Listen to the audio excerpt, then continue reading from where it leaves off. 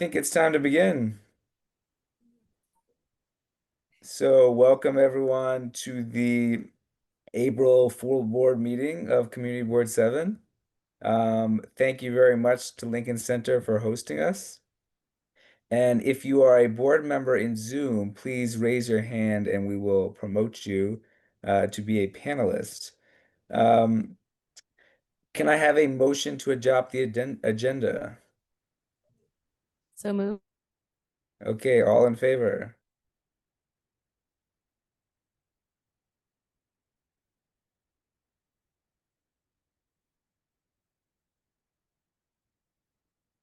Frozen, I see. No, we are. Yeah, yeah. Okay, all in favor, approved. Approved. Great. Okay, chair's report.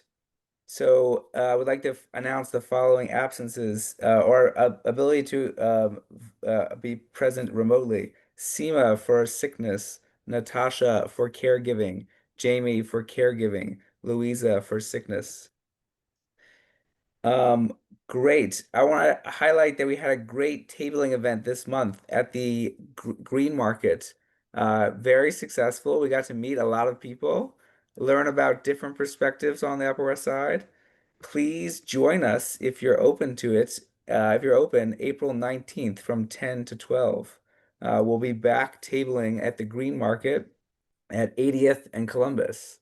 So 80th and Columbus, come on by, meet the members of the Upper West Side, see what they want to say about their community board. Lastly, we also had a great event at the West Side Dems. Thank you, Polly, for setting everything up. It was great. We also had a lot of really good questions, met a lot of interesting people who don't interact currently with Community Board 7. And Polly and I and others want to expand this further. So if you have other ideas of places that you think we should be presenting, please, please reach out.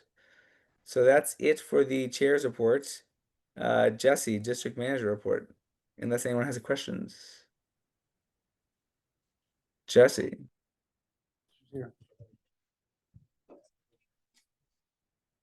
Hi, I have a quick report. I just want to mention that we're at capacity and for safety, we close the doors. We're only going to allow board members and elected officials to enter the meeting. But I believe that this has to do with 237 West 74th Street, the redevelopment buildings from St. Agnes. It won't be on the agenda tonight. I just want to mention that it was removed and it actually was never placed on our agenda for tonight. It's still being worked up in the back end. So I just wanted to share that. And the only thing I have to report is that we're currently looking for a community coordinator and we're working very diligently to get that done. Hopefully we have some interviews this week. And if you have any questions, feel free to email us or approach me at the end of the meeting. Thank you. Thank you, Jesse. All right, can I have a motion to approve the minutes from the previous full board meeting? So moved. Okay, all in favor? Aye. Great. I think we'll begin the community. Oh, I saw a hand, no? Sorry, I can't vote because I did not, I attended a small part.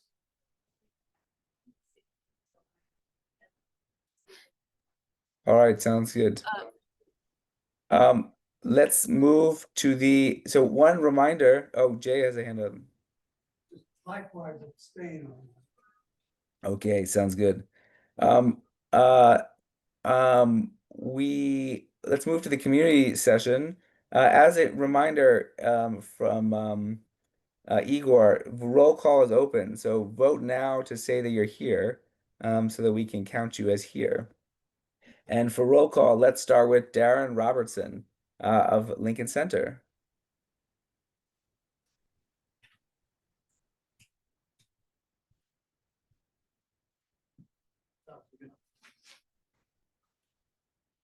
Hi, good evening. First of all, just want to welcome everyone to Lincoln Center and to David Geffen Hall. And we're glad to host the community board here this evening. Very quickly, just a few updates that we wanted to share. Since you happen to be here at Lincoln Center, I thought I'd take the opportunity to tell you a few things going on. I'm Darren Robertson. I'm the Executive Vice President and Chief Operations Officer here at Lincoln Center. I'm also the project executive for the West Project, which is the redevelopment of Damrosch Park that Lincoln Center is undertaking in cooperation with New York City Parks, the DOT, and the New York City Library, as far as the entire extent of the west side of Lincoln Center's campus. Some of you have been hearing about this project. You've probably noticed that we have started some construction activities along the west side of the campus, 62nd Street to 65th Street along Amsterdam Avenue. As our project has wound its way through the public approvals process. Thank this community board for your support of this project at some previous meetings that we attended. And as we are reaching our public approval from the Public Design Commission for this project, Turner Construction has started to prep the site. You've noticed its construction fencing has started to go up along Amsterdam and 62nd Street. And obviously this project will be a 2-year venture of Lincoln Center and City Parks together to deliver an amazing new park to the community and a great performance park as well. Some structural work has commenced in the garage below Damrosch Park. Most of the early work you won't see too much visibly happening. But the full site will be fenced and contained as a construction site by the end of next week. A couple of things we want to let you know about is the Future We Create, which is a mural project designed by Vanessa Alvarez with assistant artist Derval Fairweather, who grew up in Amsterdam houses and whose mom still lives in Amsterdam. It's the culmination of community workshops over the past couple of months, going back 2 years of work we've been doing with the community, talking to our neighbors in Amsterdam Houses, Amsterdam Edition, the educational community just to our west, the MLK complex, and others. So that will be a beautiful mural going up on the construction fencing in the next couple of weeks. A few other milestones for the community. Tomorrow, April 7th, we're hosting a workforce information session with Turner Construction for opportunities to work on the project within some of the trades that will be working on the site, and an effort to do some local hiring that'll be in person at the Lincoln Square Neighborhood Center tomorrow. It's a free event. Mariana, what time is that? 3:30 to 6:30. There will be free food. There'll be activity for children who parents need to come and need a brief diversion for their children if they want to speak with some of the workforce providers and trades that are going to be working on this job. And we did a successful project like this with Turner on the David Geffen Hall project, where members from the community got to work with Turner, got their union cards, and got jobs within the trades. Another event is the mural reception and unveiling on April 13th, 4:30 p.m. in David Geffen Hall. The entire community is invited. If you're interested, you can see Mariana at the back, who leads all of our efforts. Really quick, last couple of things. A couple other programs to know about on our campus coming up this month. They're all free. The Create-a-thon, which is a game making activity with the NYU Game Center on April 19th for teens. The Big Umbrella Festival, April 10th through 26th, which is our programming with and for neurodiverse audiences. Lincoln Center Moments, serving individuals with dementia and their caregivers, has opened spring season registration. And all of that is on our website, lincolncenter.org. And I'm going to always also point you to Mariana, who's in the back, who will answer any questions you have about anything related to Lincoln Center. And thank you for being here with us tonight. Thank you. Thank you. Thank you very much for having us. We'll go to Eric Botcher now. Hello from Albany, everyone. Really great to be with you virtually. I had hoped to be able to attend my first CB7 meeting in person as a state senator, but alas, we were called to Albany. The budget is due every year, April 1, but as you probably know, we did not reach agreement. The two houses, the Assembly and the Senate, did not reach agreement with the governor. So now we're back in Albany, continuing those negotiations. There's a few items that have held things up. One is insurance reform, primarily car insurance reform. The governor has put forward a set of proposals to ostensibly bring down the cost of car insurance. And to do that, she wants to make it more difficult for people to get awards from accidents, because New York has one of the highest payouts for accidents in the country. We want to make sure that we come up with something that doesn't hurt actual victims of accidents. So we're working through that.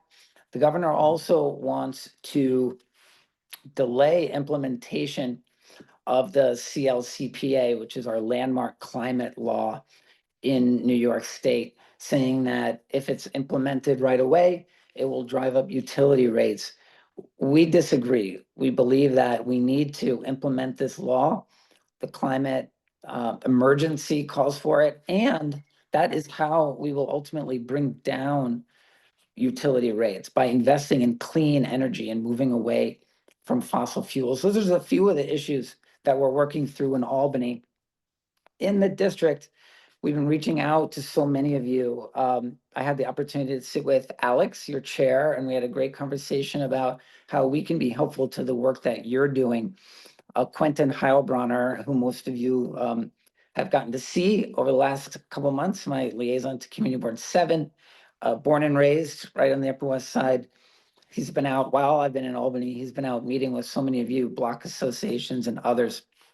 If your block association is meeting, if your tenant association, other kinds of organizations, and you'd like to invite me to be there, please reach out. I would love to come and sit with you and work with you on how we can make our community even better. I want to thank all of you for all your work, and happy to take any questions or let you get back to your meeting. Thank you again. Thank you, Eric. Are there any questions? I don't think so. Thank you, Eric. Thank you All right, so much, everyone. Take care. we'll go to Jordan Pollitt. Hello, everybody. How are you? My name is Jordan Paulette. I'm the Community Engagement Coordinator for the Upper West Side and Upper East Side with Manhattan District Attorney's Office. I just have two announcements for you. First being, together with the Department of Investigation, our office announced the indictment of a former supervisor at the New York City Department of Buildings for allegedly accepting more than $75,000 worth of bribes from 3 construction industry company owners. Alvin Bragg stated, DOB plays a critical role in ensuring the safety of more than 1 million buildings and construction sites in New York City. Together with our partners at the Department of Investigation, we root out fraud that undermine this mission and rewards bad actors.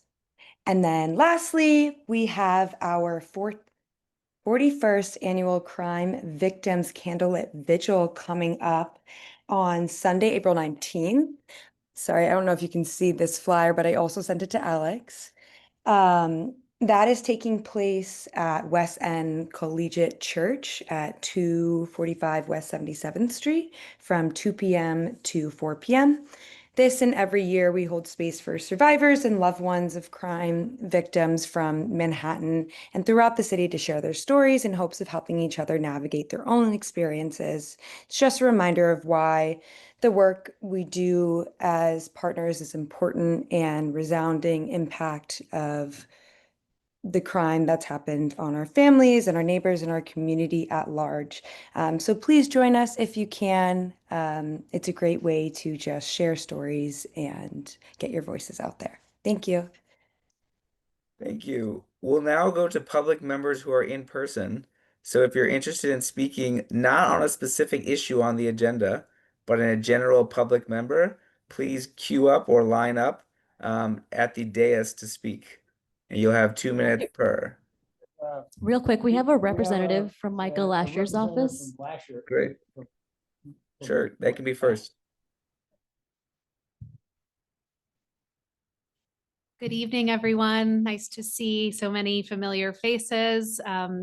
As you heard from Senator Bottcher, the budget remains outstanding and continues to be worked towards a resolution. So we patiently await progress on that. My name is Claire Botnick. I'm here on behalf of Assembly Member Michael Lasher, who wishes he could be here with you this evening. I wanted to just flag a couple of upcoming events and to tell you a little bit about MICA's work in Albany. The governor has adopted 5 of MICA's bills into the executive budget.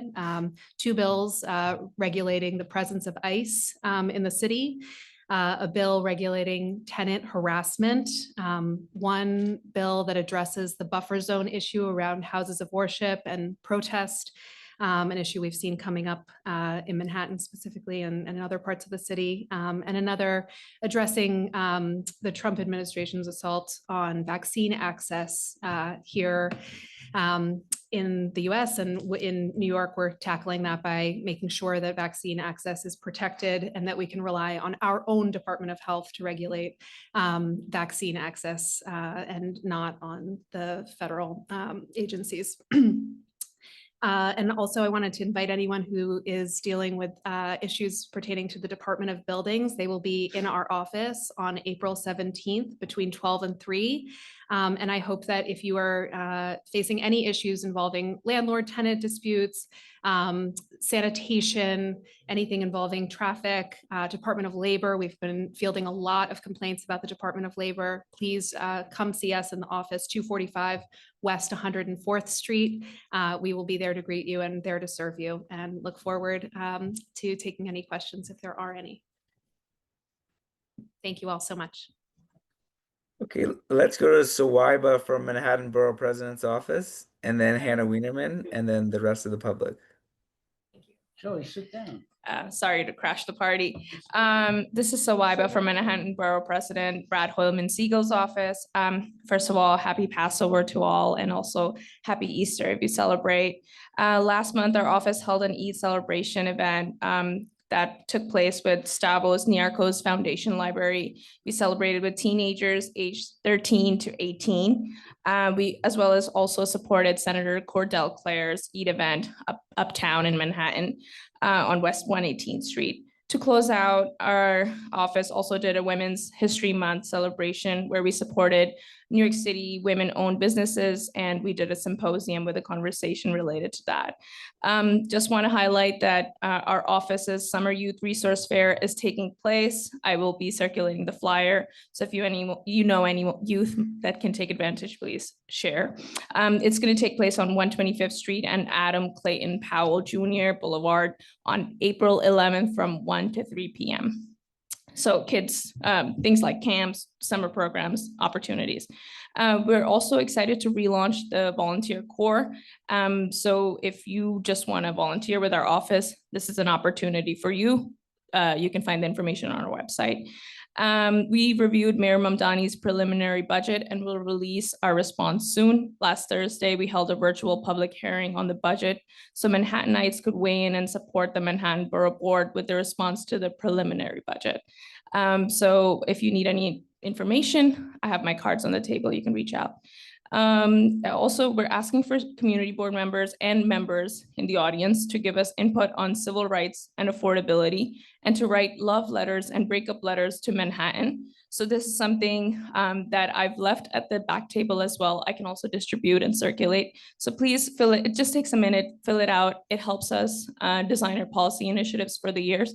So, you know, maybe something you wrote can actually have an impact. So it would be great to hear from you. Otherwise, if you don't make it to the cards and you're virtual. Lastly, our team is reviewing community board appointments. I know everyone's being very patient. Thank you so much for that. And we're excited to work with good government and community-based groups to increase independence and transparency in the community board application process across the city. So if you want to know a little bit more about what that means, you can reach out to me, but we hope to be in touch about the updates very soon. Thank you so much. Just to clarify, if you're here to speak about a specific issue, for instance, the center school or preservation related item, you'll be able to speak about that when we call that on the agenda. So this is the general public session, and we'll go to Hannah Wienerman first and then the rest of the public. Hi, everyone. Sorry that I can't be with you in person, but I'm Hannah Wienerman from Congressman Jerry Nather's office. Not so many updates here. Unfortunately, the DHS partial shutdown of the government, the DHS related funding is still ongoing. TSA and other DHS related workers, including some FEMA folks, are starting to get paid. So hopefully that should resolve some of the issues that people are experiencing with long delays at the airport for security lines. If you hear of anything else, do let me know. But I do want to flag our office is accepting applications for the Congressional Art Competition that I mentioned last time.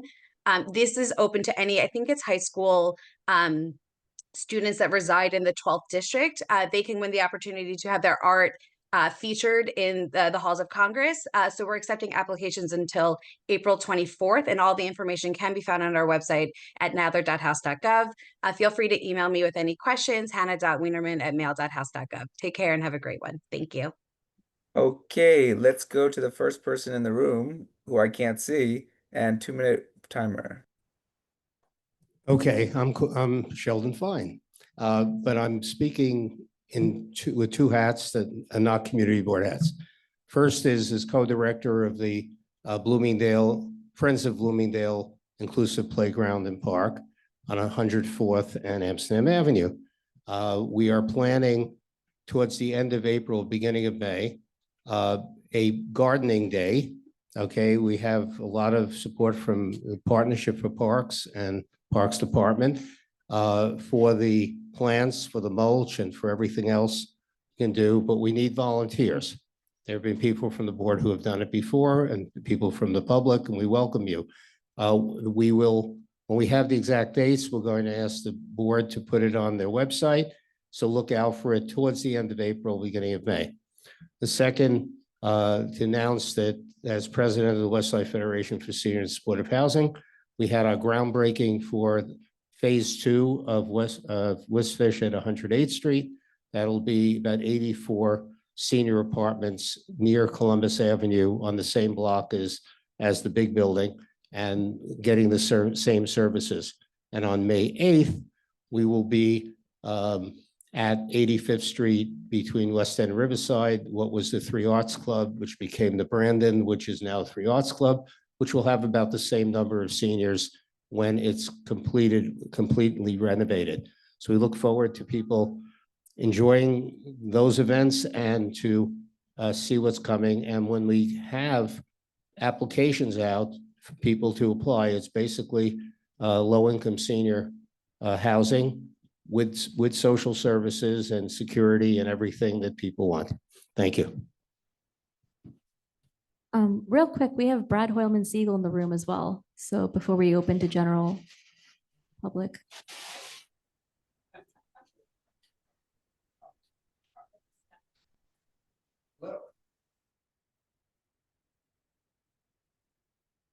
Manhattan Borough President. I'm here for a brief station identification to present a well-deserved proclamation. Could Andrew Albert come forward, please?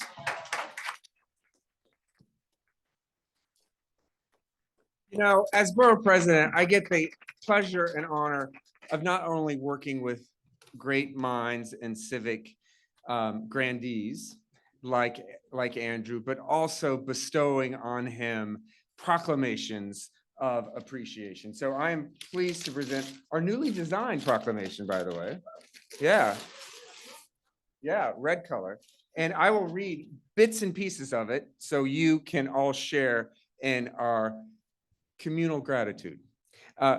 Whereas we are proud to acknowledge those individuals and organizations that are committed to improving our city and have enriched our community, and whereas Andrew Albert has been a dedicated and valued member of Manhattan Community Board since Manhattan Community Board 7 since, who knows the date? 1978. Well done. That is, and you look amazing, by the way. Can we just, it's incredible. Ageless.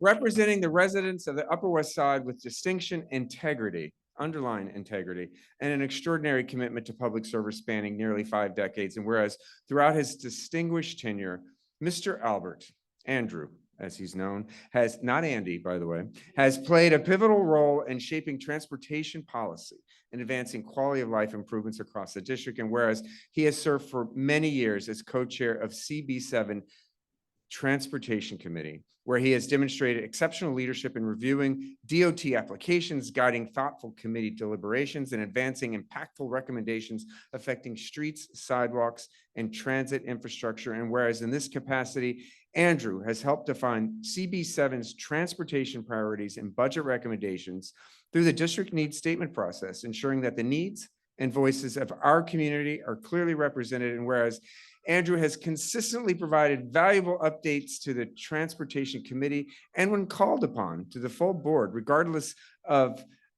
the MTA initiative and transit conditions, helping to inform both board members and the public on critical transportation issues. And whereas beyond his work in CB7, Andrew has served as a long-standing member, this is so important, of the New York City Transit Riders Council, including as its chair since 1988. I have leaned on him frequently, and he has further represented transit riders as a member of the MTA board since 2002. Another round of applause for that.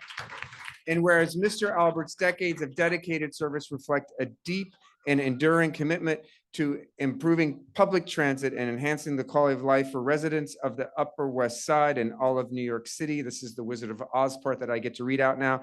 Now, therefore, I, Brad Hoylman Siegel, Manhattan Borough President, do hereby commend Andrew Albert for his contributions to the city and proclaim today, Monday, April 6, 2026, as Andrew Albert Appreciation Day.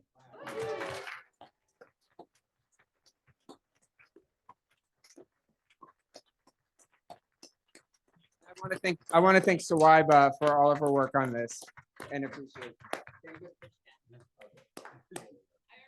You already got it. Okay. Yes, of course. Well. No. Yes, and he has a few more hours to enjoy it. It's been an honor and a privilege serving the people of the Upper West Side for almost 50 years on the community board, and serving with all of you. We are really fortunate to have the transit system we have. I hope my passion for the transit system made its way to the Transportation Committee, which I co-chaired for a while, and we are really fortunate to have the MTA. Other cities are losing funding. We have a fully funded 25 to 29 capital program and congestion pricing.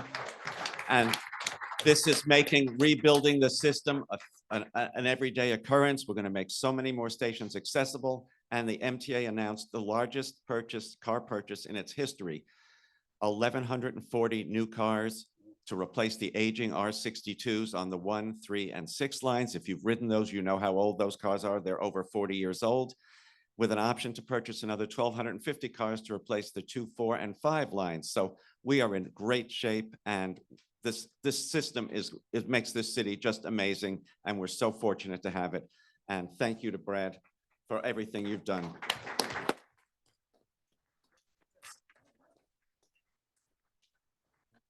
Suitable for framing. Oh, it is. Okay, we'll go to Sue Peters.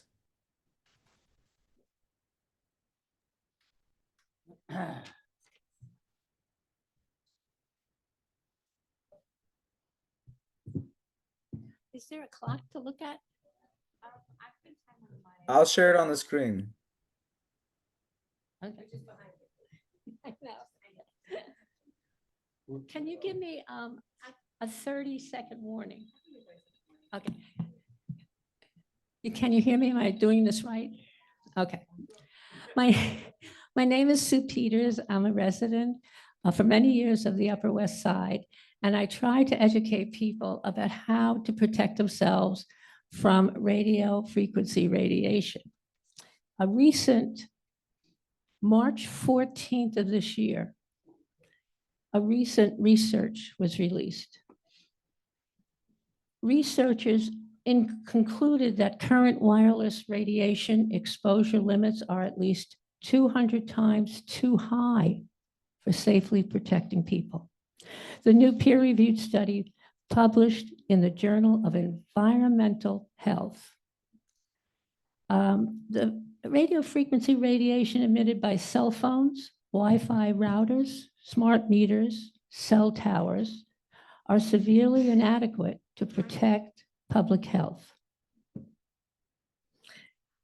200 times too high to protect us from cancer with 8 hours per day exposure that we have.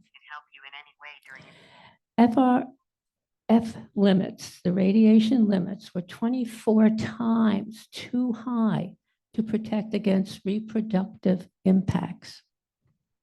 For decades, the Federal Communications Commission, FCC, has exposure limits based on environmental behavioral studies with less than 1 hour of exposure conducted on small groups of animals in the 1980s. That's what they're using for their 1996 limits. 20 seconds left. Thank you. The new study, co-authored by Doctors Ronald Melnick and Joel Moskowitz, conducted risk assessments on cancer and reproduction because recent systematic reviews commissioned by the World Health Organization concluded with high certainty, that's from them, that this exposure caused cancer and adverse reproductive impacts in animal models. Time's up. Please research this. Please, there's a lot of information out there.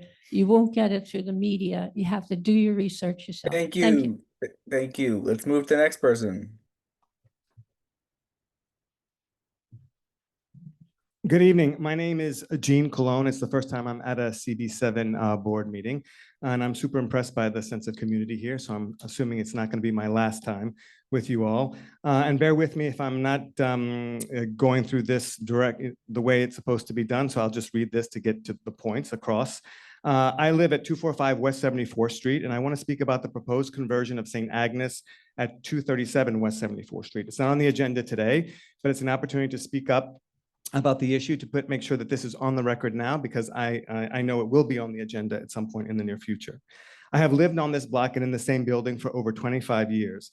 And what troubles me most is the loss of something specific and irreplaceable about St. Agnes. It's not just a building, it's a women-only residence with approximately 109 existing rooms. What is being proposed is a multi-year gut renovation and complete redevelopment into just 50 units. This is not a neutral swap. It's a reduction of existing women-only housing. And on top of that, the corridor already contains the operating 146-bed women's shelter at 160 West 74th Street, the same block. And I'm asking here today, the CB7 as a responsible public body, to please not move forward with this project without first resolving the room count, the occupancy, the displacement, and the concentration questions that we have. We need a cumulative impact study, a fair share review, and a full accounting of what is being lost. Please do not let this project move forward under slogans or sound bites or things that just sound good. Please make the city do its due diligence. Thank you.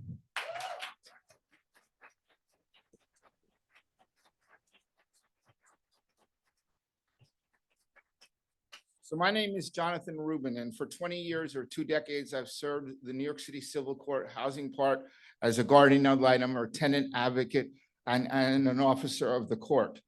And in that vein, I want to bring something that came to my attention.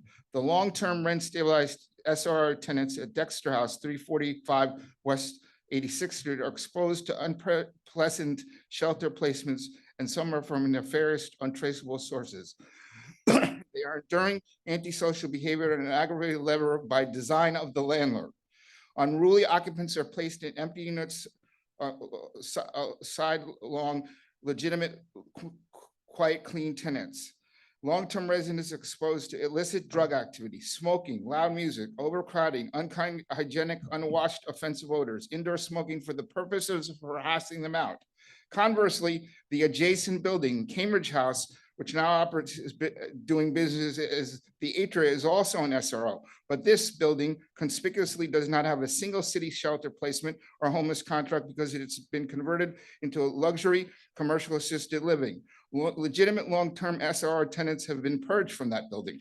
Both buildings are SROs, but the difference in professionalism from each staff is egregiously noticeable. Atria clients get polite comforts and will not be subjected to any homeless shelter placements, Red Cross placements rather. But Dexter House tenants are unprotected. The staff is unencumbered by 30 any seconds. professional quality control standards and indifferent to complaints from actual tenants. They sleep on the job behind the front desk and tamper with the mail. They will not make meaningful repairs until all rent stabilized tenants are completely repelled by the landlord's sinister predatory tactics. Community Board 8 is very concerned about drug addicts, parolees, mentally ill, sex offenders, and smokers placed in the new homeless shelter on the corner of East 61st Street. They only want general population contracts, people that are ready to assimilate into civilized society. Thank you. Do you loud- mind finishing your thought, please? Not allowed troublemakers with no regard to peace and community. We don't want that on West 86th Street. either. Thank you. And Thank you. As a resident of that community for 50 years, you. I think it's Thank very you. important that we have a community not subject to that. Thank you and I for your think the board comments. should consider it. Thank you for your comments. You, sir. You have a phone number or? Sorry, real quick, we do have a lot of speakers, so if you could stick to the 2-minute timeline, please. Sure. Hi, my name is Jen. I'm the library manager of the St. Agnes branch of the New York Public Library. Just a quick announcement. Our next book sale will be Wednesday from 12 to 4. We're located on Amsterdam between 81st and 82nd. We also accept donations of gently used books Monday through Saturday between 1 and 4. We have a lot of other programs going on too. Sorry, there's some feedback in my. Okay, please check out our website, nypl.org/St. Agnes for more information about our upcoming programs such as story times, book discussions, writing groups, etc. Thanks.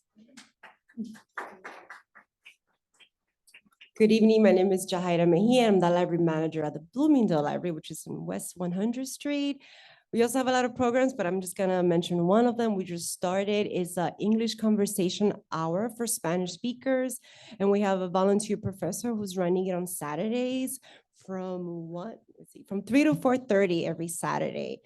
It is a hybrid, so allowing people who do not want to come in person to also join virtually. So again, this is every Saturday from 3 to 4:30. Thank you.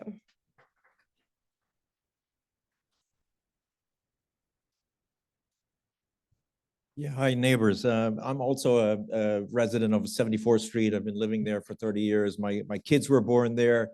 We've gone through all kinds of interesting times on that street with the fairways and the deliveries and the 2 derelict buildings that I think are being rebuilt now.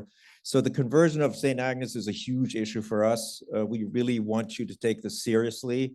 We already have a shelter just a block and a half away, and I walked by that shelter the other day. It's a freak show. I mean, there are people hanging out, cursing at the children. The door was just smashed in the other week and repaired. I mean, that was the Calhoun School. I mean, that was a private school. So, and as my neighbor already said, I mean, the number of rooms and actually for needy people, in a sense, is going down. I mean, there are more women being housed there. And it's a wonderful place in a sense. So we really want you to study this in great detail and hopefully it'll be on the agenda soon and we can respond to that. So thank you for your time.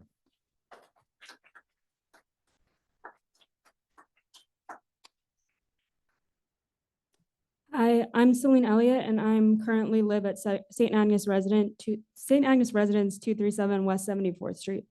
I want to speak about the proposed conversion of St. Agnes at 237 West 74th Street because this is at its core a displacement issue.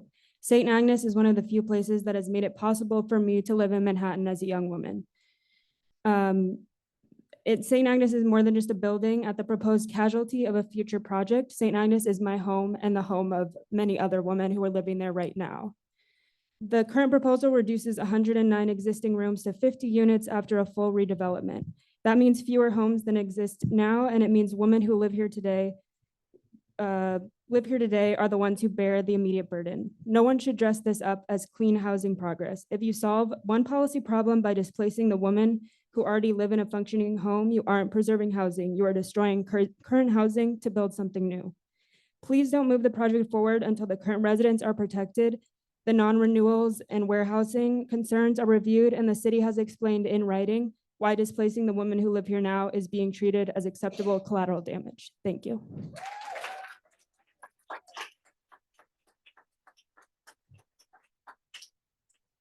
Hi, everyone. My name is Ines Risk, and I also live at St. Agnes. I want to speak about that conversion because, as she said, this is not just an address to us. This is our home. We live here today in a woman-only residence that has given me stability, routine, safety, and a place I can return to at the end of the day. This is what the public discussion keeps missing. St. Agnes is not a vacant site waiting for better use. It is already a home for women. The project now being described will replace that current 109-room home with a materially smaller 50-unit configuration after a full gut renovation and redevelopment. That is not preservation of what exists. It is the loss of what exists. And this is not happening in isolation. The corridor already includes the operating 146-bed VHS Women's Shelter at 160 West 74th Street. So before the city adds still more concentration on this corridor, it should have to prove why this block should carry more while my home is being reduced and transformed. I came all the way from Europe to pursue my dream of becoming an actor, alongside many other women here who are chasing their own dreams. We all know how difficult it is to find housing in New York, and this situation only deepens that challenge. It is already creating a sense of uncertainty and real hardship for the people who call this place home. Please do not advance this project until current residents are protected, the room count and occupancy issues are fully reviewed, and the city completes a cumulative impact study and fair share review. Thank you.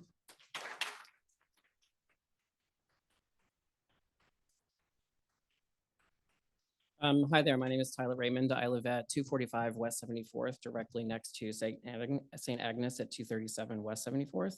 I'm speaking as a neighboring resident and as someone who believes public bodies owe communities a record-based process, not improvisation. The present record is not clean. There are unresolved questions about whether St. Agnes is being reduced from approximately 109 rooms to 50 future units, whether leases are not being renewed in order to facilitate the project, and whether the resulting concentration on West 74th Street has been studied at all. The immediate corridor already includes the operation of a 146-bed DHS women's shelter at 160 West 74th Street, yet there is still no publicly disclosed cumulative impact analysis. My ask is straightforward: no recommendation, endorsement, or advancement of this project unless and until the board verifies the room count, addresses, and displacement and warehousing concerns, and requires a written cumulative impact and fair share review. A board should not bless a disputed file and tell the neighborhood to sort the details out later. Thank you.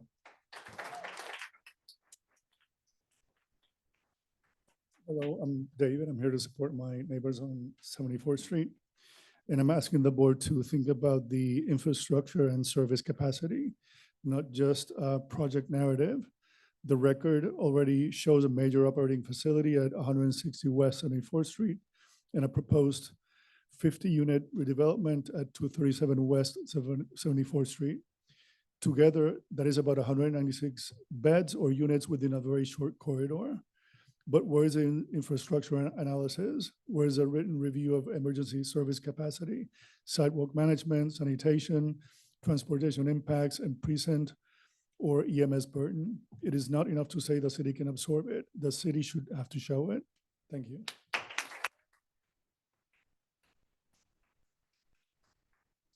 Hello, neighbors. I'm Mark Royal. I also live on West 74th Street. I've lived there for over 20 years. I'd like to speak about the proposed St. Agnes 237 West 74th Street project also. The simplest version of this case is also the strongest. Today, St. Agnes is a women-only residence focused on young professional women with approximately 109 existing rooms. The future project being described cuts this to 50 high-needs units after a 3-year plus development. The same West 74th Street corridor already contains the existing 146 DHS women's shelter at 160 West 74th, meaning that we would have 196 high-needs units within about 500 feet. 500 feet on one street.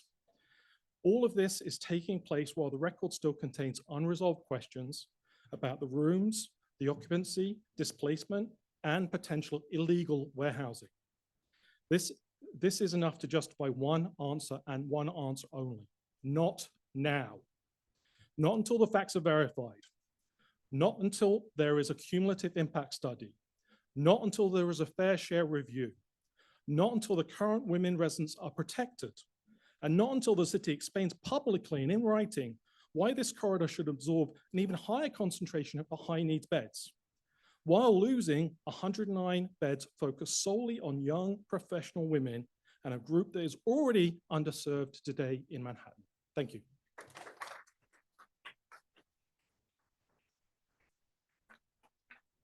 Hello, neighbors. My name is Mariela Shalbaf.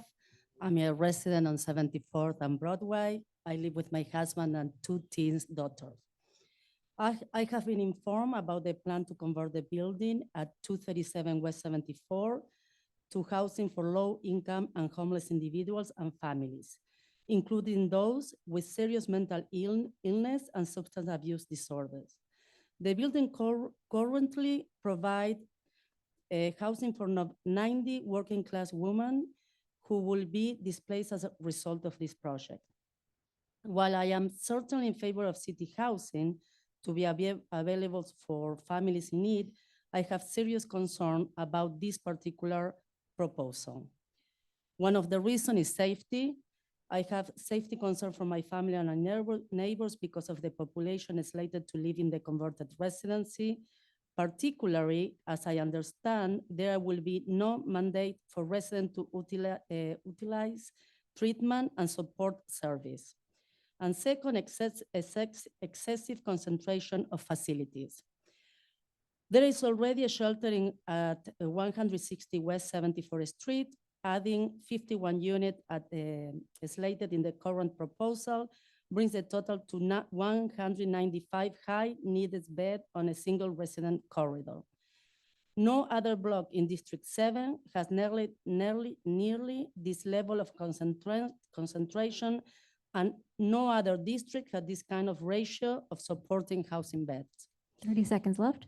Okay, I request a full cumulative impact study, a formal fair share analysis, and an infrastructure review of the 20th precinct and EMS capacity before any approval move forward. Thank you.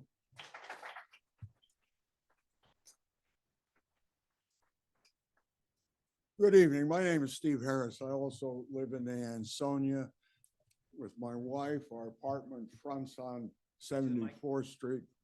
I really want to talk to the board because my question is, what process is due? This was on the agenda last time, and then it just disappeared. It was canceled off of the agenda. We were told at that time, and something went out, that it would be on the agenda today, and it's not, and we'd like some due process. on Yeah, this. I can briefly answer that. So an applicant makes an application in And order what's for it to be going to be the seen. next So steps? yeah, so an applicant made an application and they withdrew that application. So currently we are just waiting for the applicant to reapply. When the applicant reapplies, then it will be back on the agenda. But it's not up to us to put it on the agenda. It's when an applicant applies. Well, look, my question is it going back on this board's agenda, or is it going back to the subcommittee? So we can get a full hearing at the subcommittee? Yeah, it will first go to the subcommittee, and then if approved then, or depending on what is said at the subcommittee, it would come to the full board. But again, that is all contingent on an application coming in. But right now, the status is the application's been pulled off the table. Right. The application has been pulled altogether. Thank you.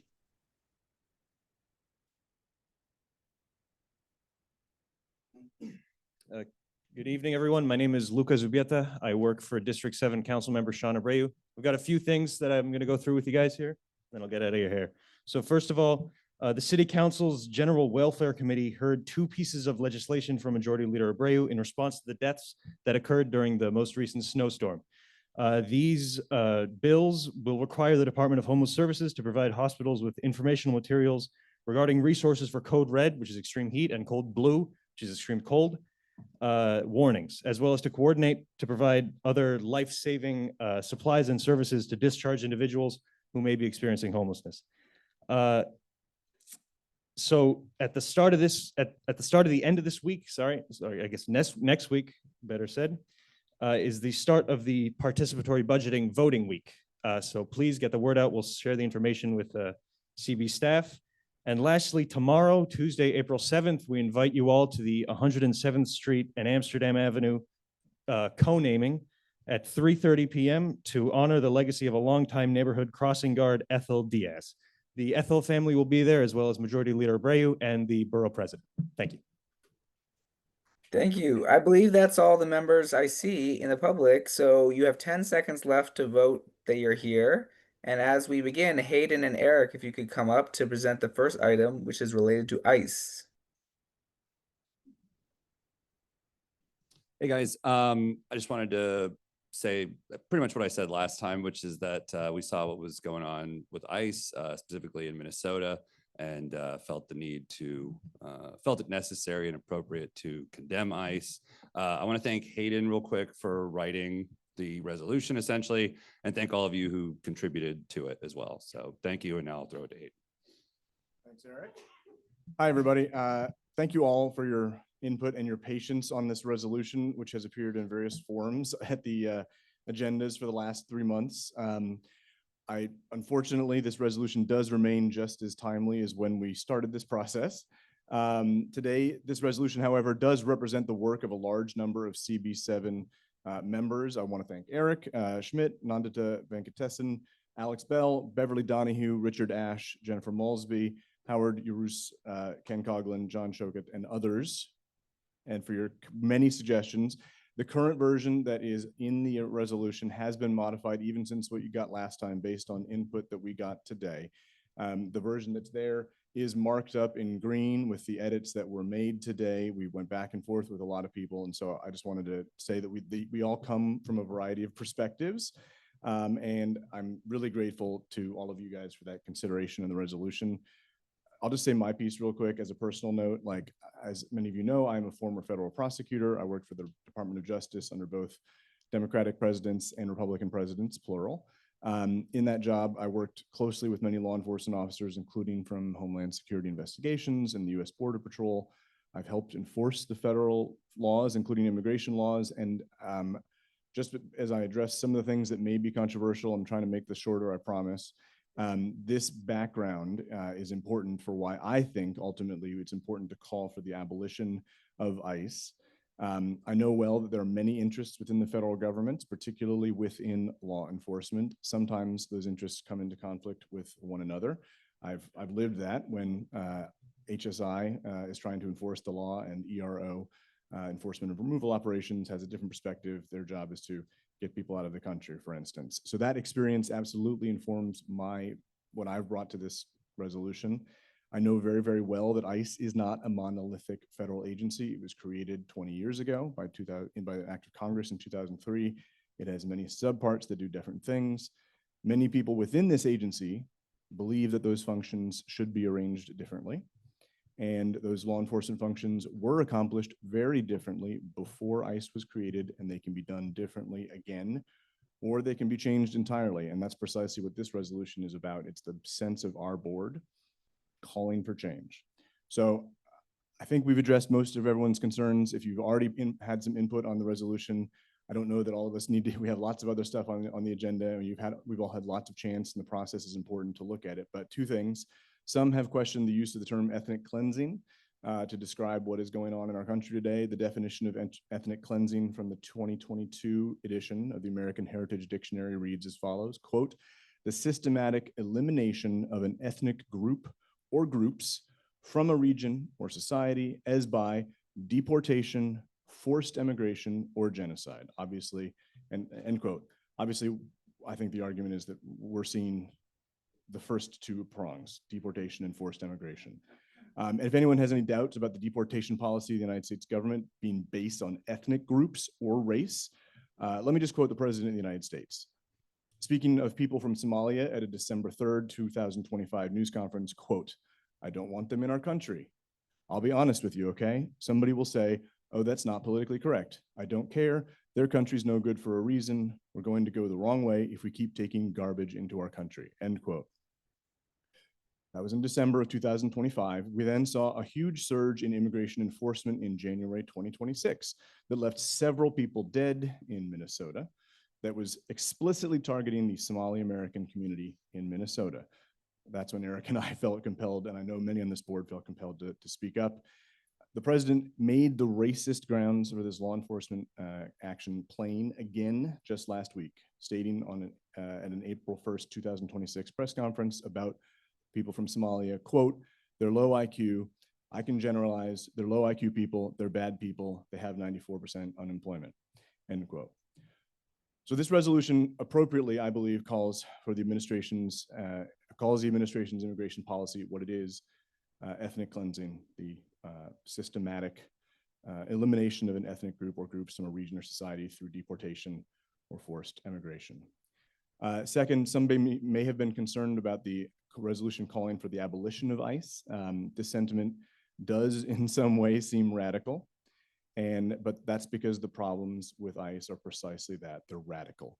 They go to the root of the agency, which is the original meaning of the term radical. It's going to the root of the thing. Now, don't take my word for it. Here's Councilmember Sean Abreu from January of this year, after CBP agents killed Alex Preddy, another American murdered in cold blood by ICE. Trump's ICE agents operate without accountability, and their violence is beyond reform. We must abolish ICE immediately, end quote. That's our city council member, one of them. Michael Lasher, who's the assembly member for the 69th district, has also called for ICE to be abolished. He's been quoted giving an excellent definition of what that means. ICE has become, this is a quote, sorry, ICE has become the embodiment of a thugocracy, and a growing number of Americans, regardless of where they fall on the ideological spectrum, feel that this is an entity that should be dismantled, end quote. So that sentiment of dismantling ICE has been echoed by Comptroller Mark Levine, who on St. Patrick's Day called for ICE to be abolished, and by numerous, as we say in the resolution, other elected officials and ordinary Americans. Abolishing ICE means dismantling this particular government agency, which has become radically unsuited to the tasks that Congress has given it. That must change, and that's what this resolution calls for. Beverly had a very helpful amendment specifying that, of course, the legitimate law enforcement functions related to combating human trafficking, money laundering, and narcotics and things like that still need to be in place, but it can't be done through this particular agency. So with that, if people have questions or comments about the resolution. Thank you. That's great, and go on up, or how are we gonna handle this?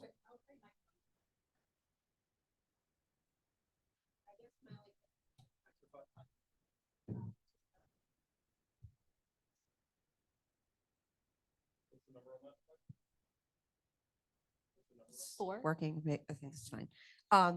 No, thanks. This is certainly a very meaningful discussion and resolution. A lot of thought's been put into it.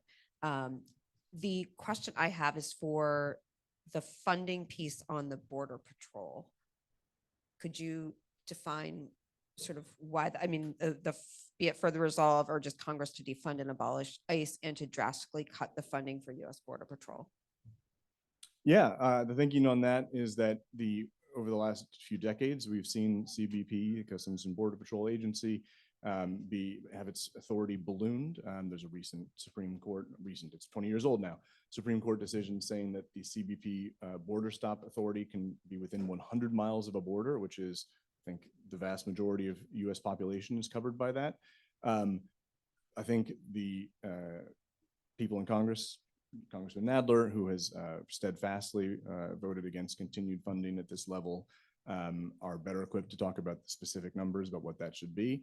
But I think we've seen that you're not going to be able to deal with this problem unless you go to the dollars and cents. And I think there's been some progress since we first started this thing out, because there has been real leverage when it comes to the funding, and that's where Congress has its biggest power, is the power of the purse. Okay. My only contribution, I guess, to this discussion from a board member standpoint is just I completely agree in my personal sort of political capacity with a lot of the things that are in this resolution. I think where I'm still struggling is bringing it back to, obviously, these issues impact our neighborhood. So I understand that. My concerns are a little bit more about how resolutions like this are the other political and policy issues, just because a member of Congress, our political and elected officials support something. I believe that we're still a neutral governing body, and we should not be just a rubber stamp for what our political figures, because for a variety of reasons, we all have an opportunity to get engaged politically outside of this room and outside of the community board.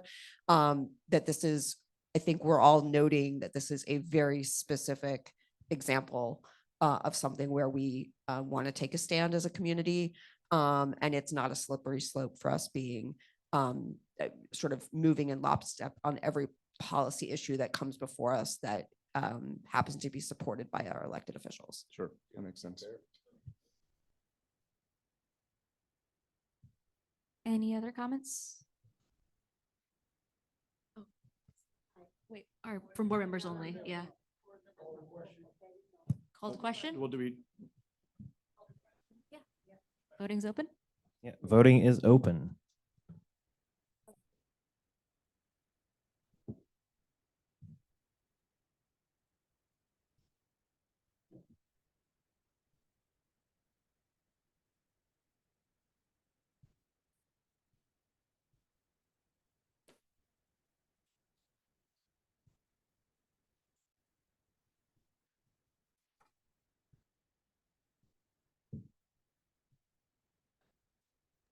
And while we wait for the votes to come in, Councilmember Brewer, I believe you're there, and if you could join us for your remarks.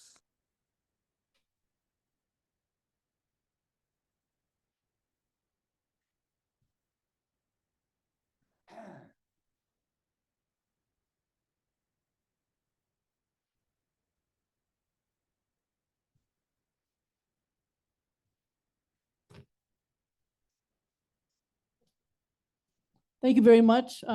Good evening, everyone. A couple of different things. First of all, streetlights. This goes from international issues to local issues. So many of them are out, and so we have 29 people who have signed up to look and to discuss and to give us a survey.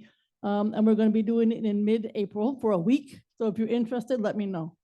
Secondly, I want to thank everyone who came to the Upper West Side Clinton Town Hall at John Jay on March 23rd. Chair Bell was there along with many others, and I appreciate it. I'll tell you one small thing that came out of it, which is that Grace Papaya got a ton of summonses for the lack of cleanliness outside of their papaya store.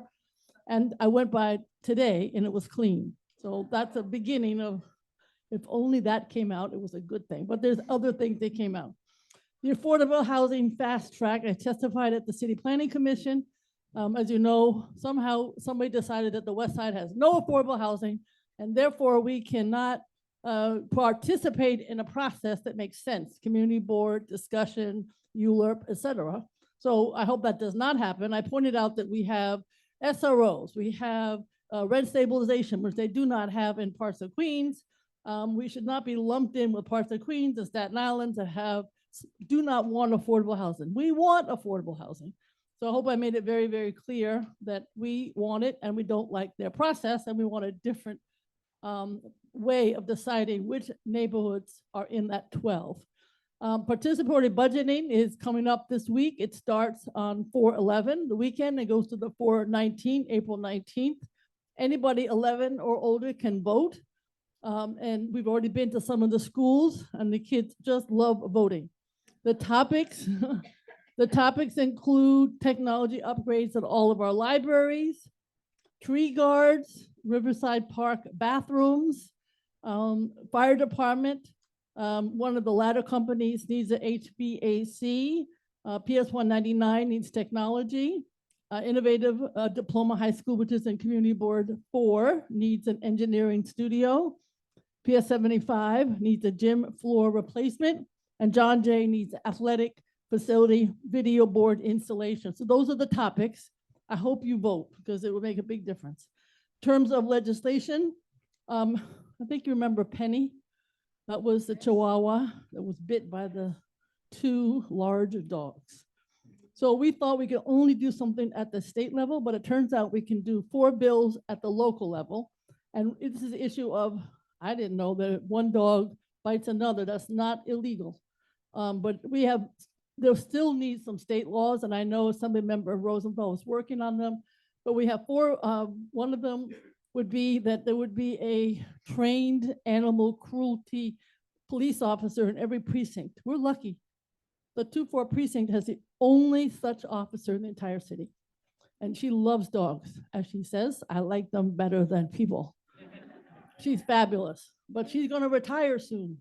So anyway, that'd be one law. Another one would be to define the definition of reportable dog bite incidents to include dog on dog, as I just stated.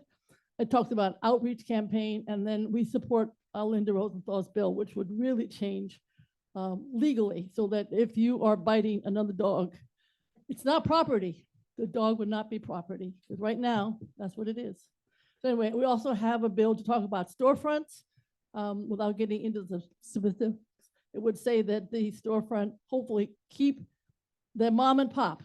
But right now, sometimes the owners don't even call back. So the REBNY has signed off on this, so has many other nonprofit housing and commercial groups, and certainly the Manhattan, Jessica Walker has signed off on it. So anyway, we hope it makes a difference. Been working on it for a very long time. In the Committee on Government Operations, on Tuesday, we're having a hearing on voting at Rikers Island. Right now, it's really hard to do that, and yet there are detainees. They can all vote. And it's not easy to manage that, but we'd like to try to make a much better effort than just folks running around from legal aid are able to do. I also want to mention, we got to close these Rikers and have Manhattan and other boroughs-based jails. It's got to get rid of a lot of people without being like 3,000-4,000 people have to find a new alternative. One of them would be Bellevue Hospital. Bellevue has had, I think, up to 100 beds just sitting there because, and it's locked, it's a facility, it would be an alternative to Rikers. But I believe tomorrow I'm going to be with the mayor, and I believe they're going to say they're going to finally open it. And that would be some beds for those who are really mentally ill. Locked facility with psychiatry is exactly what we want. We hope also that 2 other hospitals in the H&H system would also have similar facilities. It's the only way we're going to be able to close Rikers. I want to also mention, in terms of, we're still waiting on West Park Presbyterian Church. I want to thank Community Board 7. You've been really helpful. Somehow, in my gut, I think we're going to win at Landmarks Preservation Commission. And then what? Presbyterian Church has been very challenging. I will not use a bad word. I could. They've really been difficult. But if we win, no hardship for Presbyterian, it could be sold to a nonprofit. We're actually getting to the point we're trying to find the right nonprofit, and we have some ideas for that. Hopefully that works. Number 2, I think you've had a lot of correspondence about St. Joseph and St. Agnes.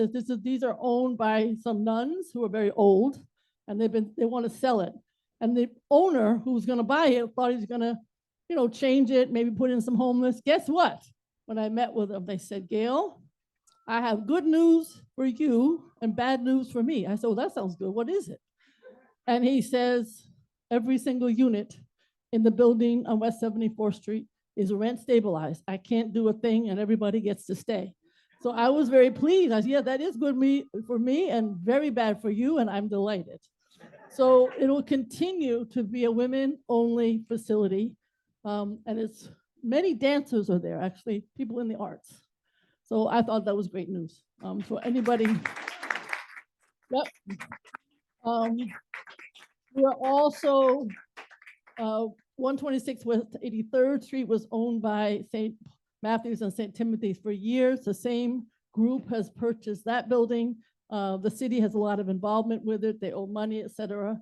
But I hope they can remain also in rent stabilization. People who are there will stay, but there's some discussion about some of the vacant apartments, but we're working on that. We all know that you're working with NYCHA. Congratulations on your task force and all the work we're doing. Is an awful big project to do the packed RAD for the scatter sites and the brownstones. I'm going to go to every meeting. The homeless on 75th and 76th and Broadway. I talk to the deputy mayor every single morning. Good morning, Helen. This is Gail. What has happened is on March 11th and April 2nd. They don't understand how smart these people are. So the city said, we have to give them 7 days and we're going to notify them. And if they don't move, we'll take all their stuff. I thought it was weird because when I came the next day, they were the same color umbrellas. I said to the deputy mayor, I don't understand. Did you take all the stuff? Oh, yes, we take it all, she said. I said, well, that's strange because it must have gone out and bought the same umbrellas because they're the same color. You know what they did? They knew the date, so they went around the corner, took all their stuff, went around the corner and came back. They're very smart. So, but they got to go. So if they go, you'll know that I put a lot of effort into it. They can't stay there. It's just, it's one of them is really messy. The other one has a cat. That's Freckles. He has a cat. And, they just have to go. And also the owners of that building have got to get rid of the scaffolding. So just so you know, I'm working on it. There's a empty kiosk, as you know, at the 72nd Street, the larger one. And I think if all goes well, there are 2 individuals who live in the neighborhood who have a flower store. And I think it's going to be a flower stall. I thought that would be fantastic. So I'm just letting you know, let's hope that works. I want to also mention, I don't have anything new to say about ABC, my nemesis, but I know that we're still working. I did meet with the commissioner of HPD and she had some interesting ideas, which I'm not going to mention here because I know a lot of people are listening. So, but I will talk to your chair. Upcoming events, April 16th, we'll have an open house. On the 26th, we have the electronics and textile recycling at JCC, so the part of Earth Day. We have free shredding on the 29th of April at 63rd Street and West End Avenue. This is all in our newsletter. You better get it. And then we have our usual housing at the 4:30, which will be, on the 4:30, we're having Black associations and how to start one and keep one with Steve Anderson and others. Memorial Day at 10 a.m. is at Soldiers and Sailors. You might have seen in our last newsletter, it probably won't be done until the 2029 or 2030. That's what I was told recently. Very frustrating, but that's what it is. Also on June 21, which is Solstice Day, Pier I or Pier 1, depending what you call it. Sunday afternoon, we'll have tons of music as part of the solstice. And thank you all very much. Thank you very much. Okay, Seema, please. Oh, 1 second. Wait, hold on, Alex.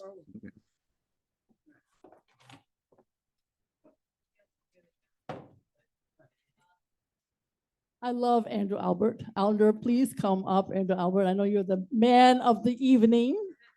I can't tell you how many times I have called Andrew Albert, be it for how to deal with commercial issues, how to deal with this Black Association alternate side of the street parking, and of course, his unbelievable knowledge of the MTA transit and everything to do with moving New Yorkers and his opinions, which are always based on fact.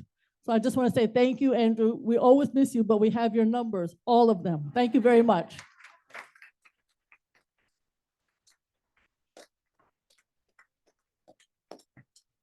All right, thank you very much. Okay, let's go to the next item, Very which quickly, as just- Gail. Very quickly, just to announce the results of the voting. Has anybody not voted or have had difficulty voting? On the ICE resolution, we're going to close voting because we open it before the speakers. 4? All right, the final vote is 34,020. Great. Okay, so Seema, feel free to jump in if I'm missing something, etc. So Seema, Louisa, John, and also Beverly and others have been working on the Extel ABC negotiation along with Gail for a very long time. And we've gotten the developer to present us with a bunch of different options in terms of all on-site to option B, which is a combination of some on-site affordable and some off-site affordable, and then option C, which is all off-site affordable. And the way we're structuring these resolutions is we want to have one resolution, which is this one, focused on affordable housing. And we're going to have a second resolution next month in which we're going to talk about more of the things that local residents in the community want. That could be related to the height of the building, that could be related to the streetscape, that could be related to other kinds of items. So here we're talking about the negotiation for affordable housing. And it's still very much a negotiation. So what we're trying to do is get the input from the community board about what you want, and then we're using that to go back to the developer to again negotiate on the affordable. And remember, this is currently an as of right item, so they don't need us to do something, but we have incentivized with Gail's help and others to get to a kind of a kumbaya opportunity where we all work together. So we had a long conversation at the subcommittee level, which was great. And we passed this resolution, which directs, me, the chair, to focus on the following items. One is selection B. So B is some on-site and some off-site affordable in order to balance and maximize unit count and square footage. The second item is net new housing. So we don't want there to be a destruction of an affordable housing building and then another one put in, or a conversion of one apartments to another. We again maintain that we want maximal affordable housing. So we say here 30% of the former ABC site's total new residential square footage. We want that as affordable. So again, we're trying to maximize affordable housing. We want to tie the completion dates. So we don't want is the luxury housing is built and 25 years later, the affordable housing may or may not be built, right? We want Extel to pay for our legal representation, an outside legal representation that is on behalf of us. And we will work on some kind of binding agreement papered. We've talked to the Manhattan Borough President's Office about that and a few other city officials who have experience tying developers via different mechanisms to how you would contract this. So that's the current resolution. And again, it allows Seema and John and I to go back to the developer with Gail and work on how to maximize the affordable housing items. So I'll stop there and answer any questions. Call the question.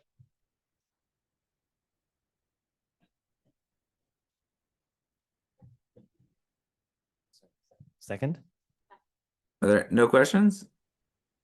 Okay. All right. Voting is now open.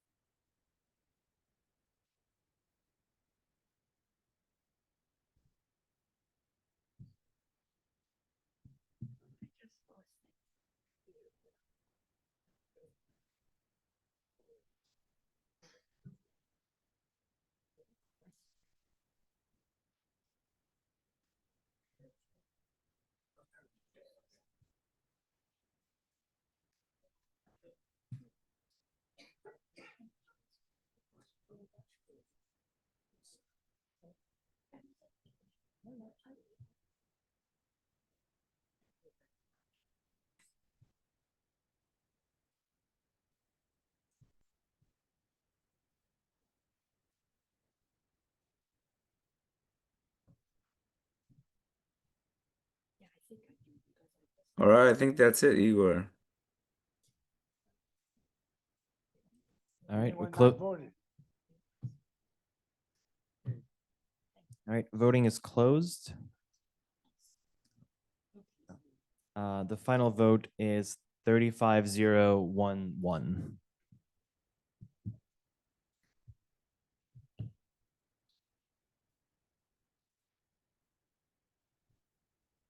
Great. The next item is transportation. Can I assume I should promote Carl to present? Yeah, please do. Carl, you're You're promoted, Carl. Anyone else I should promote? Nope, I see you're there. Never mind. So at the our March Transportation Committee meeting, we heard a fascinating presentation on low traffic neighborhoods. And we heard the startling statistic that nearly 3/4 of the traffic going through our community board district is just passing through. It's not starting here, it's not stopping here, it's just going through. Low traffic neighborhoods are a way to make certain blocks or streets more neighborly, safer by discouraging cut-through traffic. At the committee, we passed a resolution asking DOT to explore the possibility of creating a pilot project on a street or two in our district for a low traffic neighborhood. Doesn't commit us to anything, it's just asking DOT to come back, explore the possibility of coming back with a pilot.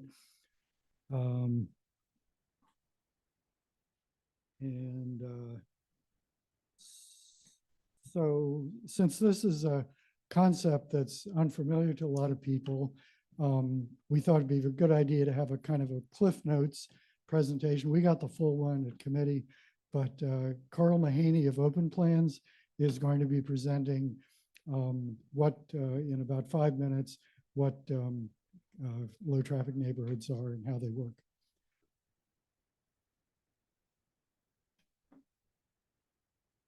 Thank you, Ken. So as he said, as Ken said, this will be kind of a lightning round version of what the Transportation Committee saw. And hopefully it'll give you a little bit of an overview of what an LTN is and some of the benefits. So let's kind of get into it. So first, some context. Ken gave that statistic. 74% of driving on the Upper West Side is cut through traffic, meaning those drivers are not stopping anywhere in Community District 7. Another phenomenon has been happening over the last couple of decades in which driving is increasing in New York City, even as the population has decreased slightly. This is a bad trend. That orange line, we want to start bending that down. And an LTN, or a low traffic neighborhood, is a technique that addresses both of those things, both the sort of macro and sort of approaches it from a local scale. It's basically a traffic planning tool that prohibits through traffic in a designated area. Now, this could be a residential area, it could be a commercial area. Usually it's residential, but there are cases to be made for both. And it pushes that, or redirects the traffic that would go through that neighborhood onto boundary roads that are wider generally, and are more capable of taking that capacity of traffic.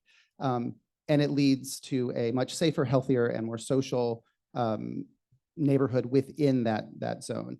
It does not prohibit vehicle traffic into the area, it just prohibits it going through. So if you need to get in there, if you live there, you go in, you come out, but people who don't live in the neighborhood would not be able to drive through.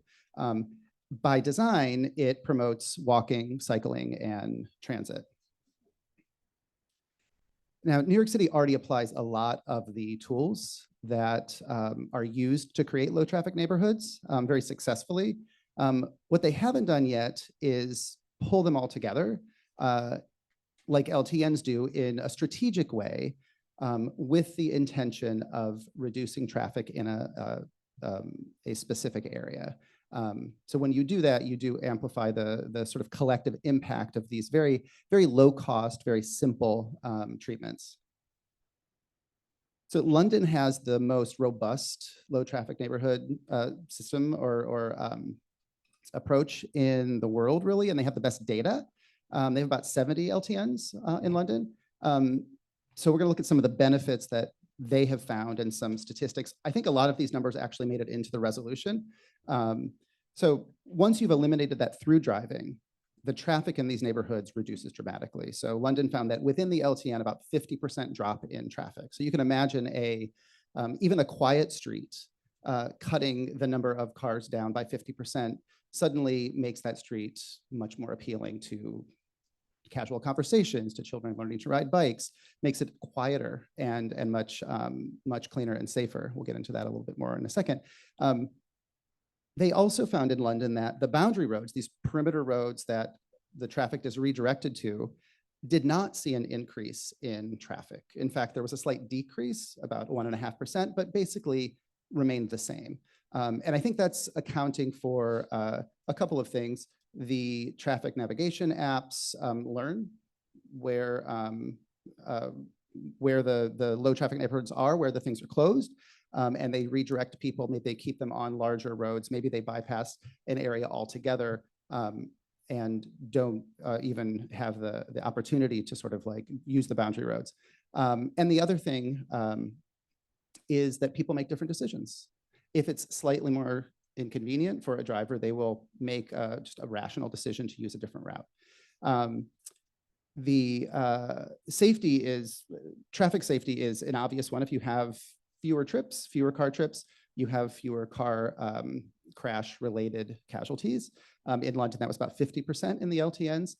There's also a reduction in crime, which is this sort of beautiful Jane Jacobs eyes on the street phenomenon, where when you have a more social environment on your street, you have more people out, people sitting on stoops, people having conversations, you have less opportunity for petty crime.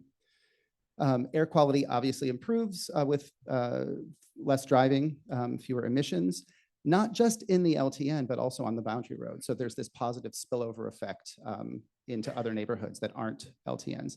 And then active travel, that obviously increases. It is one of the goals to give people options and all of the attendant health benefits of that, both to the individual and also to society. Important to say what LTNs are not. They are not pedestrianization. So motor vehicles can still enter these spaces, these neighborhoods, but they just share the space, the street space with pedestrians and cyclists. But all private vehicles, all taxis, all deliveries, they can still get to every address, every destination within an LTN. LTNs do not require removing any parking whatsoever to be immediately effective. It's, in fact, the absence of cut-through traffic can have the effect of leaving more parking available to local residents because there's fewer people from outside driving through the area. And then emergency response times is a question that a lot of folks bring up, rightfully so. It's a legitimate question. In London, they found that response times were about the same, maybe a slight improvement, even if first responders had to take sort of a slightly circuitous route. The lower traffic volumes meant that they got there more quickly. So why is the Upper West Side a good place for an LTN? Well, it's one of the densest neighborhoods in North America. Numerous schools, abundant transit options, and a growing cycling network, all which give people different choices for how to get around. And we have this cut-through driving issue that is both a product of the navigation apps and also the way we've designed our streets over the last couple of decades. So potential next steps, ask the DOT for a pilot. I think that's what this resolution does. That kind of gets the ball rolling. And then I think community feedback is really key at all stages of the LTN process. I know DOT likes to hear from the local community where they think a good LTN would be, where there are issues, where people notice cut-through traffic, where there are a lot of crashes, speeding. And LTNs are most successful when there is a lot of community buy-in. And in London, they found that where an LTN exists, the neighborhood over that doesn't have it, they very quickly want one. And then you have this beautiful cumulative effect. That's how they've gone from a handful of pilots pre-COVID to around 70 now. So that's all I have. I'd like to take questions or hand it off to Ken. Yeah, I think hand it off to Ken. I think just want to reiterate we passed this unanimously in committee, and we have one member, Paul, online, who I will allow you to speak now. You should be able to speak, Paul. Thank you very much for letting me speak. My name is Paul Schreiber. I've lived in the Upper West Side for the last 30 years. I go back to the Upper West Side to about 1960 when my dad bought a store at Broadway and 107, and I've been coming up ever since. I want to know the 72% cutting through. Does that include the West Side Highway? It shows up on this map. Yeah, that's a great. That's take one that? question. I'd like to know the answer to that. Yeah, that's a great question. So we've calculated this a couple of ways, and we're using a traffic data modeling program called Replica. There are a couple of these municipalities, transportation departments all over the country use these different tools. There's one called Streetlight. We have access to Replica. And when you just do the CB7 district, it does include the West Side Highway. So obviously there's a lot of cut through traffic there. It's real traffic with real negative consequences in emissions and noise pollution. So not to be discounted, but we also looked at it differently. We looked at different areas. Some of them are lower, some of them are higher. So we looked at, for instance, the smart curbs area where the DOT did a smart curbs pilot, and that was about almost 80% cut through traffic. So that's 86 to 72nd Central Park west of Broadway. So it's consistent across the neighborhood. Well, I mean, I don't want to, lengthy debate here. I think this all has to be thought through. The fact is, we're a neighborhood. First of all, I was thinking about there isn't a single dime's worth of food sold in this neighborhood that hasn't cut through another neighborhood. You know that, right? There isn't any clothing or furniture existing in this neighborhood that didn't cut through other neighborhoods. We're not Clinton that has access to the Lincoln Tunnel. People don't have to cut through to bring them to bring food to them. We're not Harlem, where people can come off the RFK Bridge and bring food to them. We rely on cut through traffic, and we are built for cut through traffic. We chose to reject, you mentioned Jane Jacobs, we chose to reject Robert Moses's effort to create expressways in Manhattan. We therefore require cut-through traffic for all food, all clothing, all furniture, all goods sold in stores cuts through traffic, and it cuts through on Columbus, on Amsterdam, on Broadway, mainly. It cuts through at 96 and 86 and 79, where there are transverses. We rely on this. This is NIMBY. Isn't this NIMBYism? No. Let me address that real quick. So surprisingly, this surprised me. Freight traffic is about 5 or 6% of VMT, vehicle miles traveled. So that's the amount of traffic. It's a way to measure traffic. Freight is about 5 or 6%. So I think the things you're talking about are freight. Private automobiles, if you just isolate that number on the Upper West Side in all of the different sort of like ways we sliced it up, is about 78% cut through traffic, private automobiles. So totally legitimate what you're saying. We have to get goods and services into and out of our neighborhoods. And there is a certain amount of cutting through that has to happen. I think some neighborhoods have borne more of a brunt of that than others. But that's not really the issue here. What we're talking about is private automobile traffic. And that's what that slide in the beginning shows, that driving has increased and we need to sort of bend that down. But And we're intentionally, hold on, we're also talking about putting, hang on, we're not talking about getting rid of the cut through traffic. We're talking about putting it on the streets where it belongs. Right now, it's on some streets where it shouldn't be, and that's the point. let's go to Natasha. That's part of the resolution. Hi. The resolution asks the DOT to examine the cut through traffic and identify opportunities for doing this. Did we have somebody else online? Yeah, Natasha's online. Go for it, Natasha. Okay. Hi, I just wanted to ask what will be the process of enforcement of something like this? Like if a car is cut through, will it toll or fine? Like how will this actually be enforced? That's a great question. Because we don't have any LTNs currently in New York City, we don't really have enforcement mechanisms. But in London, they run the range from self-enforcing, which is, I think on the Upper West Side, there's a good example of how you might do this in a very light touch way, which is where you have the one-way streets that go all the way from Central Park west to Riverside Drive or vice versa. You simply change the direction of every other street, so you can't drive all the way through, and you're forced to sort of redirect onto the avenues. 95th Street is a good example of this at Amsterdam, where the two dead ends meet. So that's like a self-enforcing model. In London, they also have traffic camera enforced So if you're a resident of the area, you drive in. If you're not, there's signs that tell you to turn around. And if you don't, you get dinged on your license plate with a small fine. So there is a range. That's something that the DOT will have to work out as they explore this strategy. Clary? Have you or anybody identified what would be the perimeter or boundary? I think you're using the two words for the same thing. Routes in our district, other than presumably the West Side Highway? The boundaries of the district? No, Boundaries of a low traffic neighborhood? The streets that would be boundary streets or perimeter streets that would not be restricted. Oh, Amsterdam Avenue, Columbus. Those would be the two main ones. West Side Highway, obviously. Broadway, yeah. And I think it's also important to understand that this is a small area we're talking about. So a pilot would be maybe 6 blocks by a couple blocks wide. And then these things are, again, additive. So you can increase the size of that or even decrease it if it's not working. But yeah, I think Ken's saying it right. Right now, Columbus and Amsterdam have high traffic volumes.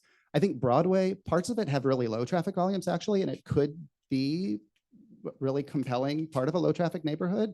West End Avenue is a very wide street with very low traffic volumes for a lot of it. And a lot of the traffic volume on West End is where you do see it is getting to the entrances and exits from the West Side Highway, from the Henry Hudson Parkway. So there's a lot of different ways to sort of look at it. And I think that's something that the community would do with DOT. Jay. Well,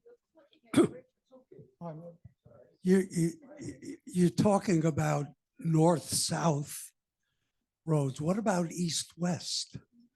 So if somebody wanted to visit somebody on Central Park West and they got off the West Side Highway, and for example, you talk about making school streets one of the elements of this program. I would just take a guess that there are probably 100 schools in Community District 7. So what are you going to close all those streets? And if I get off the West Side Highway at 96th Street, I want to visit somebody on Columbus Avenue, where do I go? Where do I find an east-west boundary road that you've described? Can we take that? So I think the east-west boundary roads kind of speak for themselves. So 86th, 96th, 106th to a degree, 110th to a degree. We already have somewhat on 86 and 96 very high traffic volumes because of the transverses and the access to the Henry Hudson. But there are potentially other ones as well, depending on. I'm not a traffic engineer and I don't work for the Department of Transportation. What I'm introducing here what I'm introducing here is a concept that has been very successful in a city not unlike ours. In fact, it's been so successful that what is happening now at the borough level in London, so a borough, they have a little bit of a different model than we do. A borough is basically the size of community district. But the borough has a whole transportation team and a whole sort of government apparatus. So they've been doing borough plans. So imagine Community District 7 having a team of engineers doing a plan of like an intentional plan of how traffic moves around the district and what the priorities are and engaging the community in that. Unfortunately, the way we do it here is that we've got one centralized Department of Transportation that is from Staten Island to the North Bronx to the Upper West Side, way out to Queens. So we don't have that sort of like personal understanding of a neighborhood. But in London, they do, and they are building entire master plans around the concept of low traffic neighborhoods, looking at just the questions you're asking. It's not a simple answer. It requires studying, requires community engagement, but it's very doable. And they've seen such success in London that they're actually just like doing it on a really grand scale. Okay, let's wrap up the last few questions, Ken.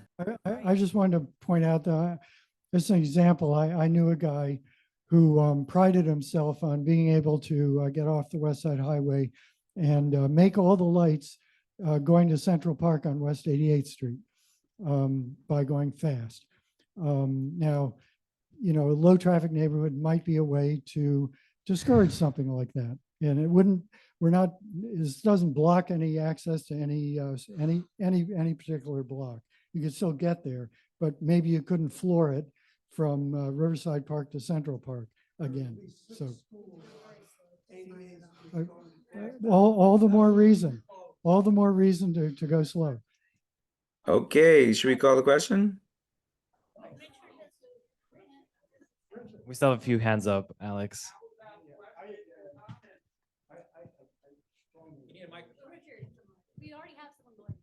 Can you hear me? Yeah. I'm sorry? Is that mic better? You want to? Oh, I am totally opposed to this idea of an LTN. For me, I think it is a thinly veiled open street. The only difference between it is that you allow the cars to go through, but they're on an obstacle course. We are not London. We live on the Upper West Side. As it has already been said, we have one major road. It's an Upper West Side highway. It has very few exits. You get out at the Upper West Side Highway, you need to go in a circuitous way often to get to where you're going, or you're going to the east side and you take the West Side Highway to get there. I hate this resolution. I'm sorry, and I'm definitely voting against it. Thank you. We'll try to do better next time, Barbara. Sorry, we have a lot of people with their hands raised. Ken, do you mind if we just get through all comments before you respond to all of them at once? I think Polly in the back is next. Lottie. Sorry, Lottie in the Hi, back. good evening, sorry. everyone. You had me until you said, you talked about the 6% commercial.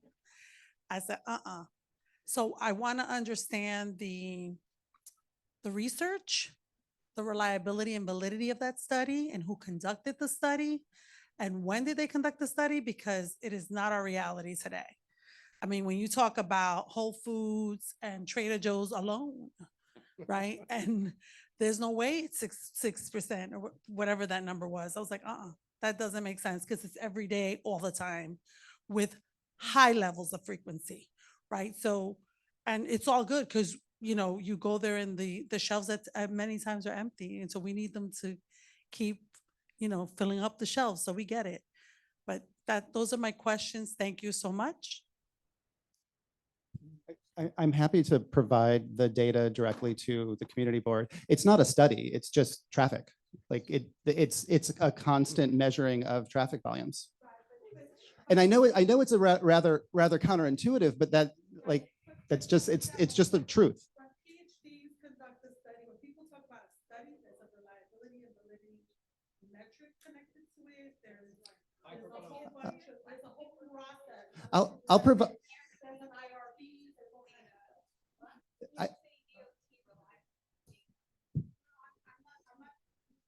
Nobody can hear you at home. Okay, can we go to the next question?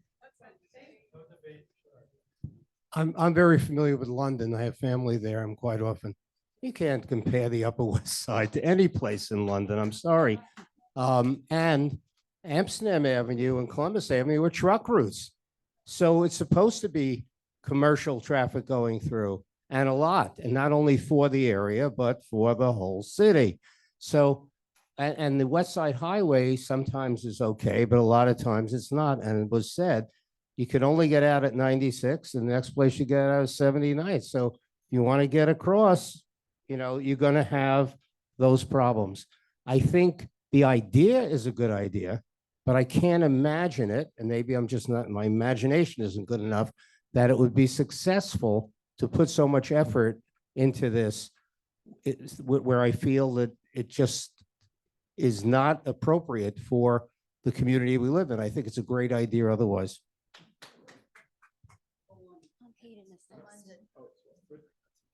I know Richard's been waiting. You go ahead, Richard. Listen, I strongly oppose this project, partially for the reasons Barbara mentioned and others. We live in a dense residential neighborhood, and there are no bypasses other than the West Side Highway that you can divert traffic to. The notion that side streets are overcrowded because of traffic that's going from east to west is just nonsense. People who want to go from the west side to the east side take the wide streets, which would be the natural bypass streets anyway. There's simply no need for putting obstructions on streets, on side streets in our neighborhood, which would make it more difficult for people who reside here, and a substantial number of our constituents still drive, even though it's a minority. It would be an inconvenience, it would be an expense, and it serves no useful purpose whatsoever. And I'd like to know, number one, if you could give a little description of your organization, and number two, whether anybody from the city DOT has been consulted on this issue. Sure, I'm happy to. I direct an initiative called Streetopia Upper West Side, and we advocate for livable, people-centered streets, which does require reducing the impact of the automobile, which has over I mean, that feels pejorative and maybe unfair. I don't know. Can we not? I think we're a people lobbying group, and you could say a pedestrian lobbying group. You could say a sidewalk lobbying group. Real quick, And- sorry. Sorry. Do you mind only raising your hands if you're a member of Community Board 7, just to make it easier to know who's next to speak? And as far as the DOT, I can take that too. We're putting forth an idea that we're excited about and we did a lot of research on because we think it has some potential in New York City, not just on the Upper West Side, but all over the city.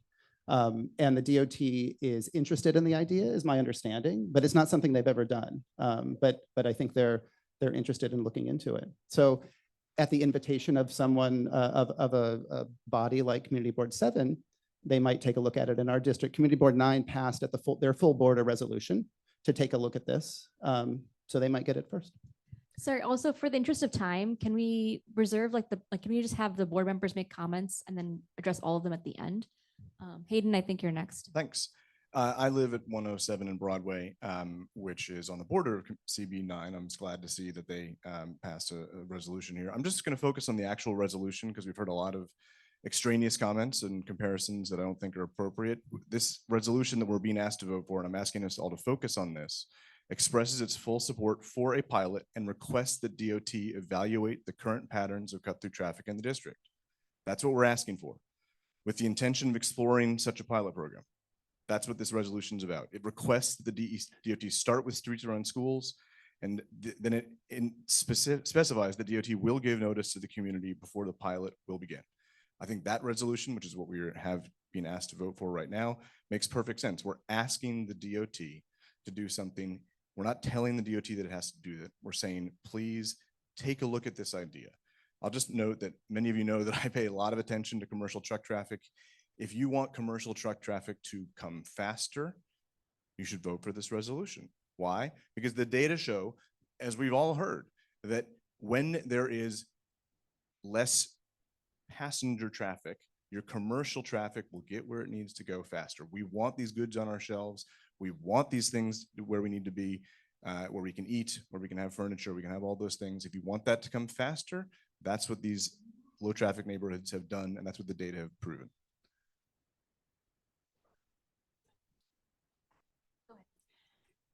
So I understand that the majority of the traffic is personal drivers, but I guess my concern is that a lot that we have, at least on the Upper West Side in the community around us, we have a lot of teachers, we have a lot of folks, we have a lot of people getting to their jobs. And majority of the traffic that we see going up Amsterdam and Columbus are not folks that are trying to get from, going from New Jersey all the way up to Connecticut. It's not drive through. There are people who live within the community trying to get to other parts of the community, and that this is the best way to do that. So the concern I have is that this may be particularly punitive to a member of our community and New York City in general that shouldn't be, which are folks that need to go where they need to go. And you know, on the Upper West Side, that a lot of folks come in here going through other parts of the neighborhoods that are only here primarily to work in our schools or our teachers or our, in hospitals, all those. So I don't think that this has been, or at least the details have been communicated fully to me for me to be able to support this at all. And I'd like to hear more if you have it, but it hasn't been presented in a way that would make me comfortable that it's not punitive to a portion of society that shouldn't be punitive to. I think I've heard a lot about the advantages of low traffic neighborhoods, the disadvantages of low traffic neighborhoods. There are a lot of details. But my bottom line is I'm a pedestrian, I'm a longtime advocate for street safety, and I'm also a driver. I don't know if they'll work. I don't know if it's going to make sense. And I don't think we're going to determine tonight in this room whether it makes sense or not. What the resolution is about is finding out whether this could benefit our community. And I think we owe ourselves that information. And that's why I support the resolution, but I don't necessarily support the low traffic neighborhood plan. They're two independent, very different things. We don't know what the plan involves. We don't know if it'll work. The whole point of the resolution is to find out if there's a possibility of making our neighborhood better. And I fully support the getting that information and seeing if there's a possibility to do that. Thank you.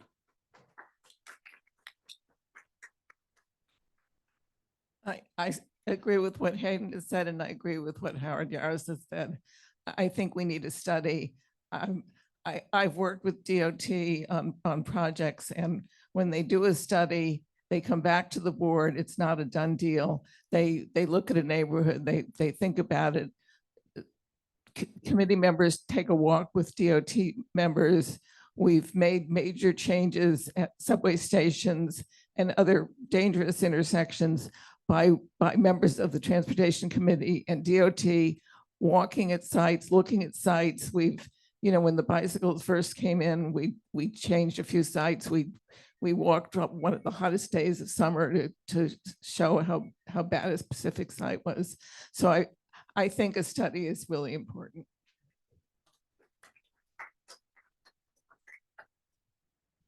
Yeah, I just want to reiterate the last couple points. I'm glad they were mentioned, but this passed unanimously, and I think it passed that way because really all we're asking for is to do a study, and a lot of what we heard tonight is speculation of what might happen to traffic. I'm not a traffic engineer, none of us are.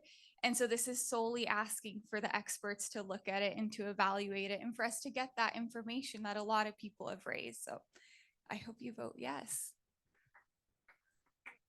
Yeah, I just wanted to say one more thing, which is last year in this district, we had 5 neighbors who were killed in car accidents. And I think about my grandparents who are in their 90s and walk all over this neighborhood with their walkers. And last year there was a senior who was killed by a car. So if there is a opportunity where DOT can say, hey, in front of these buildings, in front of these NORCs, we're going to do things to make it safer for our neighbors, I think it would be insane for us to vote against the idea of studying this to see if it works. Because again, 5 of our neighbors were killed last year. And if their DOT can say, hey, if we make these changes, we think that this year it'll be 4. I mean, that one person who survives, like that matters a lot. So for me, it's a obvious thing to study it, understand, and if it works, great. And if it doesn't, no sweat.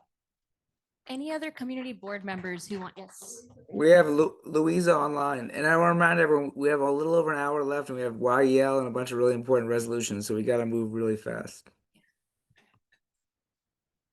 You're on mute, Louisa. Thank you.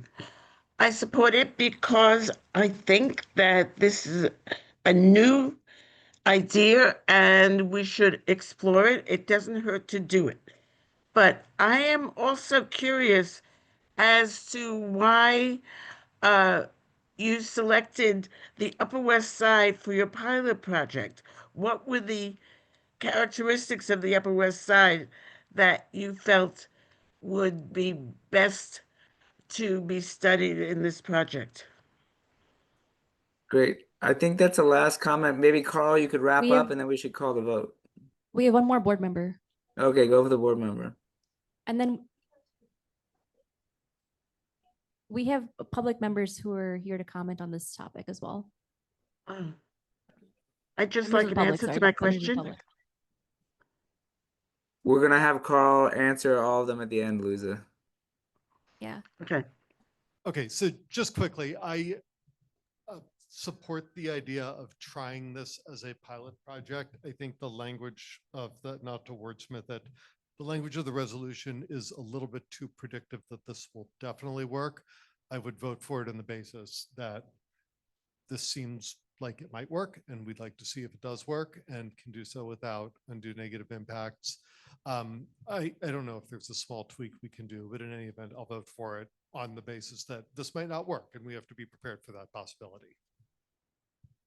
Okay, do we want to give members of the community like 45 seconds each to speak? Yeah, let's pick 4 members of the community and we gotta go Okay. very quickly because we're running out of time.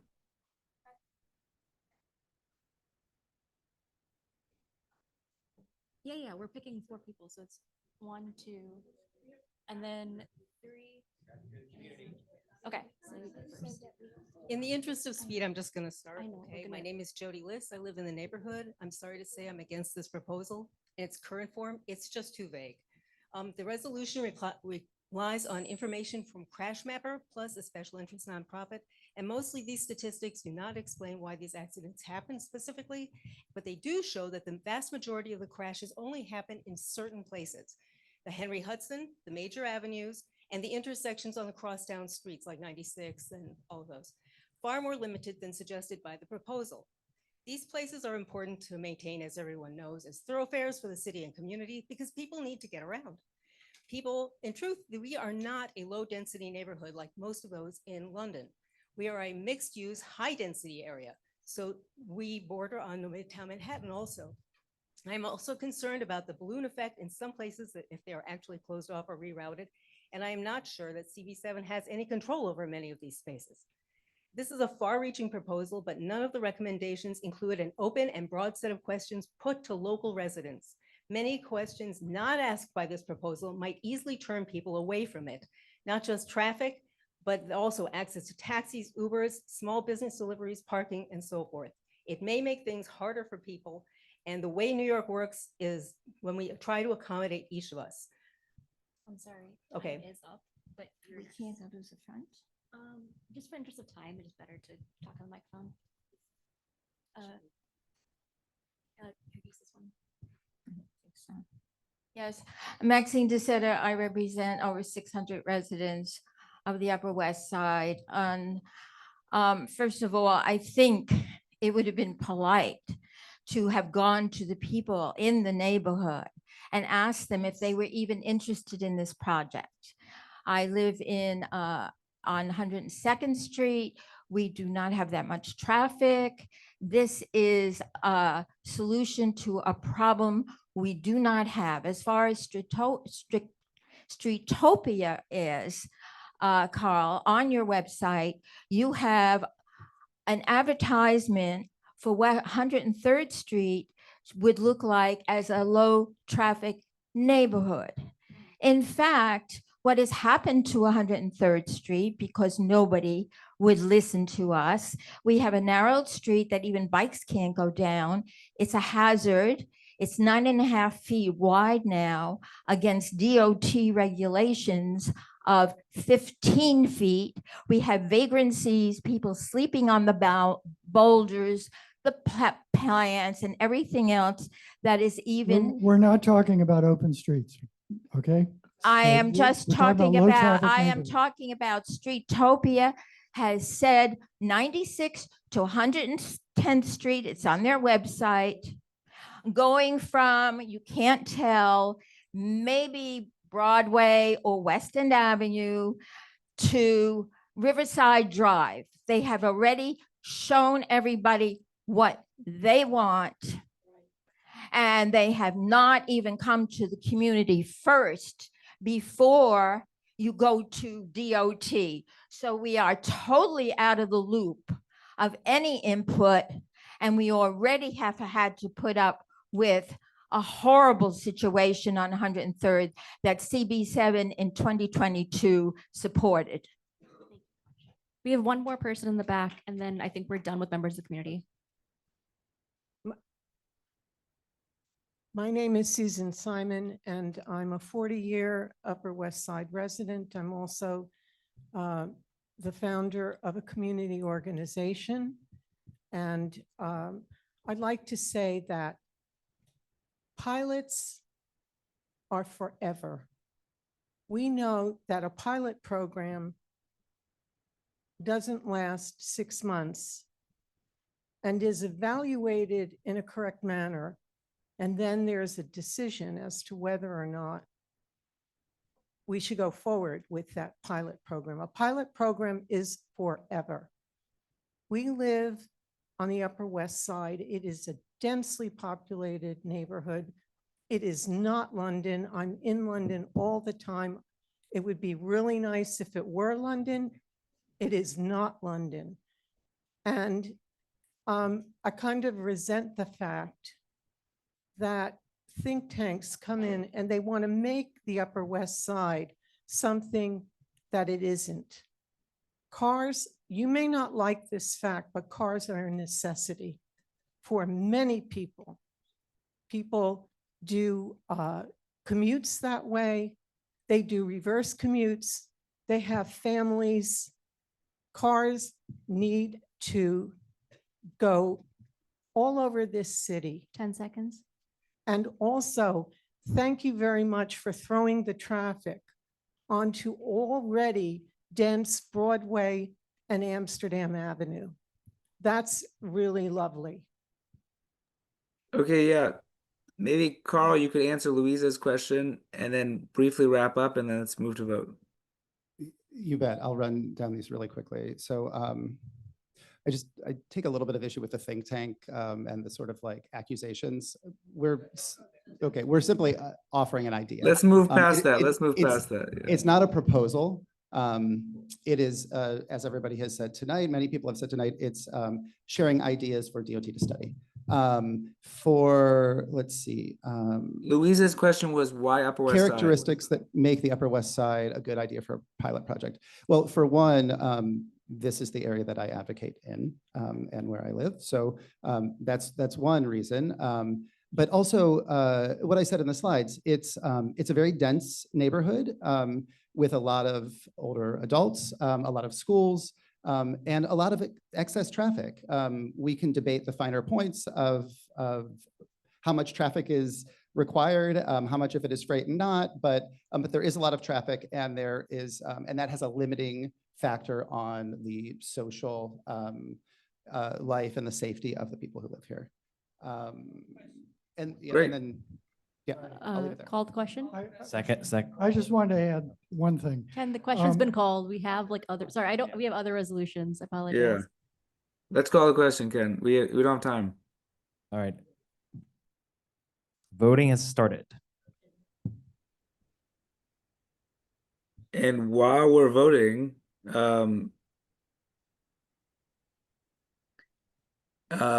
if Michelle and Doug want to go to the stage for BCI, which is next, we'll be bundling both the BCI and the preservation in order to move things along.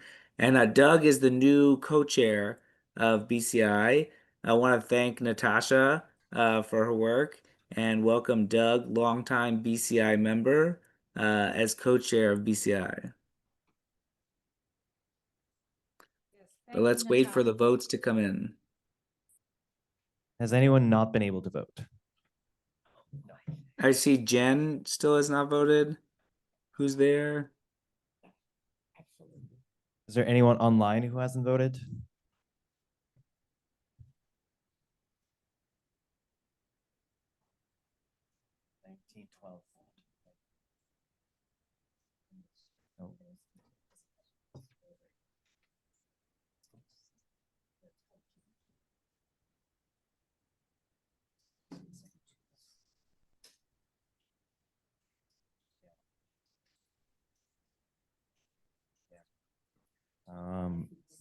Yeah. So. Ethel's All right, a no in so yeah, person. so voting is closed. The final vote is 19-14-4, so it does pass.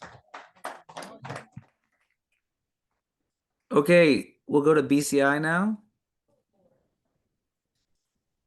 Thank you, Natasha. We only worked together for a short time. I enjoyed working with you. You are still an important member of the community board and the BCI. Thank you, Natasha. Yeah. And now I have Doug. We have two applications for you to ponder. The first one is for a new Georgian restaurant to open up on 106th Street. You know, we have two other Georgian restaurants for they're looking for a full license. And our vote came in at 7010. I have the reason why. I don't know who abstained. I wrote it down here, but I can't read my handwriting. And 1000 non-committee board members. And the second one is for a kosher sushi restaurant, but these are full liquor license applications. The second one is for a kosher sushi restaurant. I just wanted to point out, they asked for hours till 3 a.m. on Saturday to accommodate the community that observes the Sabbath. So they won't be able to go out to eat until after 1 hour after the sun sets on Saturday. What'd you say, Ethel? Sorry. Yeah, you know what the rule is. And so if they need to be open till 3 a.m., they will be open for that part of the community. And we voted unanimously for that resolution, 80001000, and hope that you will vote in favor of these applications. Yes, Clary. Did any neighbors come to talk about the 3 a.m. application? No. You want to say something? No, just to repeat the question, because she was not mic. Oh, The question was, did any neighbors come out regarding the 3 a.m.? But no, there were no neighbors showed up at that meeting. yeah, and as you know, even if the hours are till 11 p.m., restaurants have the option of closing earlier if there are no customers coming in. So, but they want a little flexibility for that part of the community. Call the question. Second.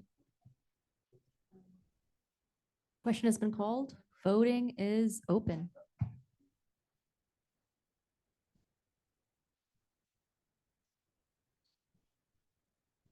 And while you're voting, I just want to say it's great to be the co-chair of this committee and work with Michelle. Actually, since I've been on this board, I've been on this committee. And before I was on the board, I admired the work of Michelle and your predecessors. So it'll be really nice.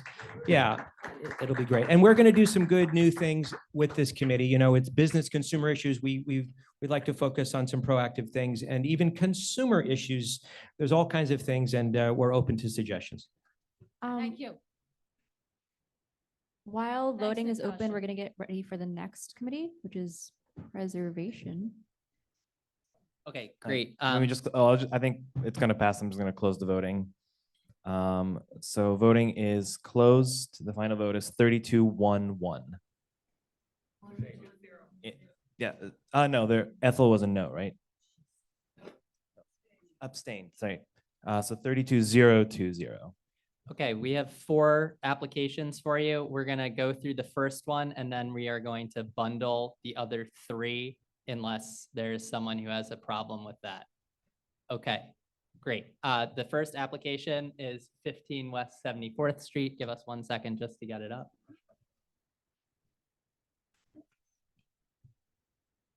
Okay, it's a new rooftop addition, restoration of the front facade and changes to the rear facade.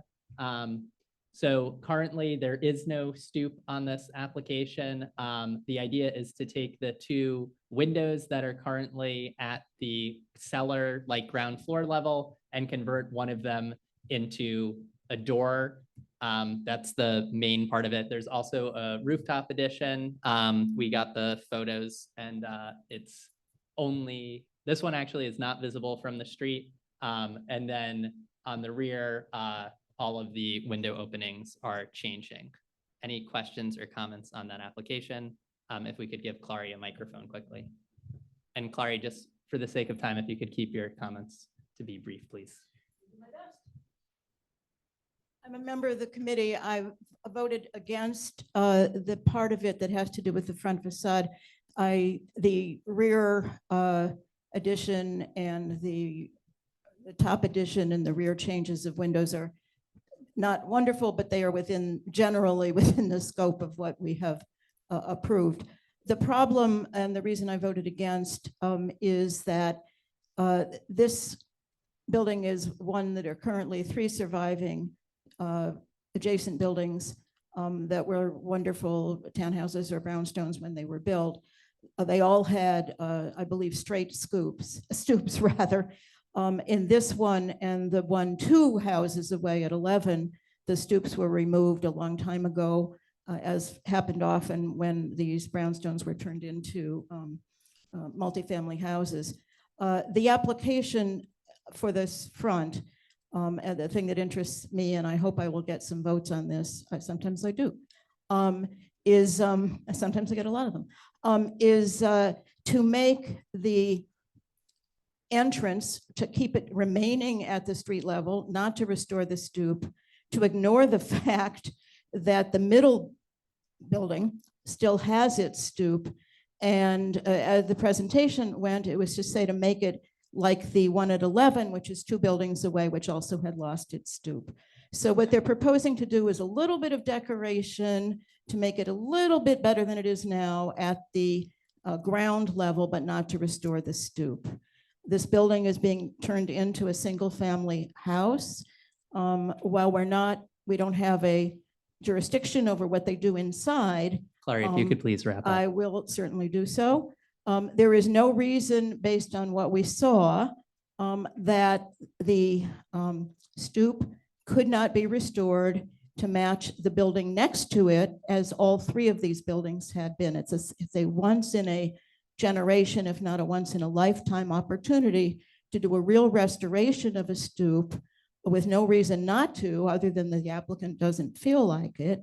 And we should not permit them to ignore this opportunity to do something that would be truly appropriate, as to merely make it slightly less, marginally less inappropriate.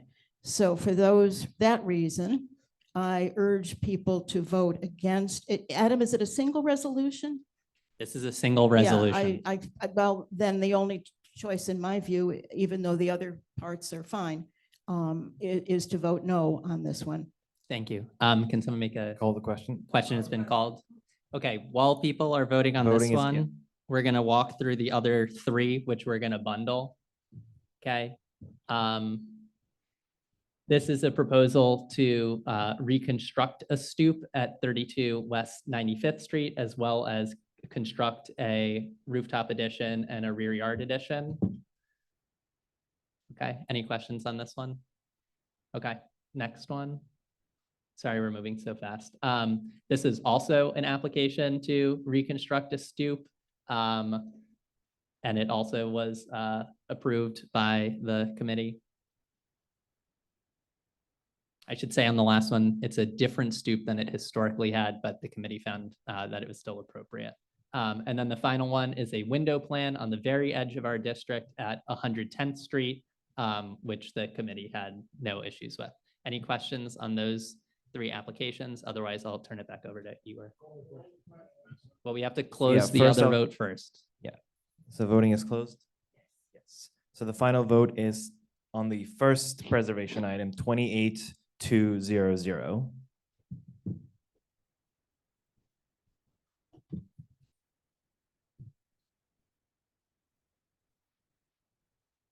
And now it's open for the bundled vote. And feel free to come by on Thursday. We got 3 more exciting applications for you. If you think HVAC equipment on top of the American Museum of Natural History is how to spend your Thursday night, boy, do I have the spot for you. Maybe we'll have snacks. I don't Yeah. know, maybe. Thank you.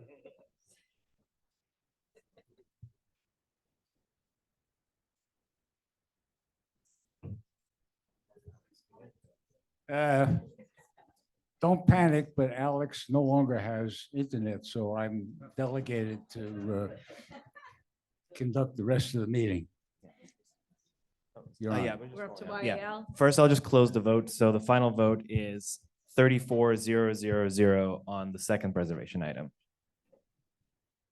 And I know the night's getting late. The room's emptying out, actually. I didn't realize that. But in the interest of time, what we're going to do is Minna and I will introduce the resolutions and discuss them. Then we'll have the public line up and we'll do 2 minutes of comment from each member of the public. And then we can do Q&A with board members. Can I Okay. ask that we do 1:30 in the interest of time? Okay, yes. So we have 2 resolutions. They are about new utilization of schools in our district, right, which is Community School District 3. So there are actually 3 proposals from the DOE in front of what's called the Panel for Education Policy to approve that entire movement. These 3 proposals impact 6 schools directly in the district. We divided them into 2 resolutions because we think they're in slightly different veins.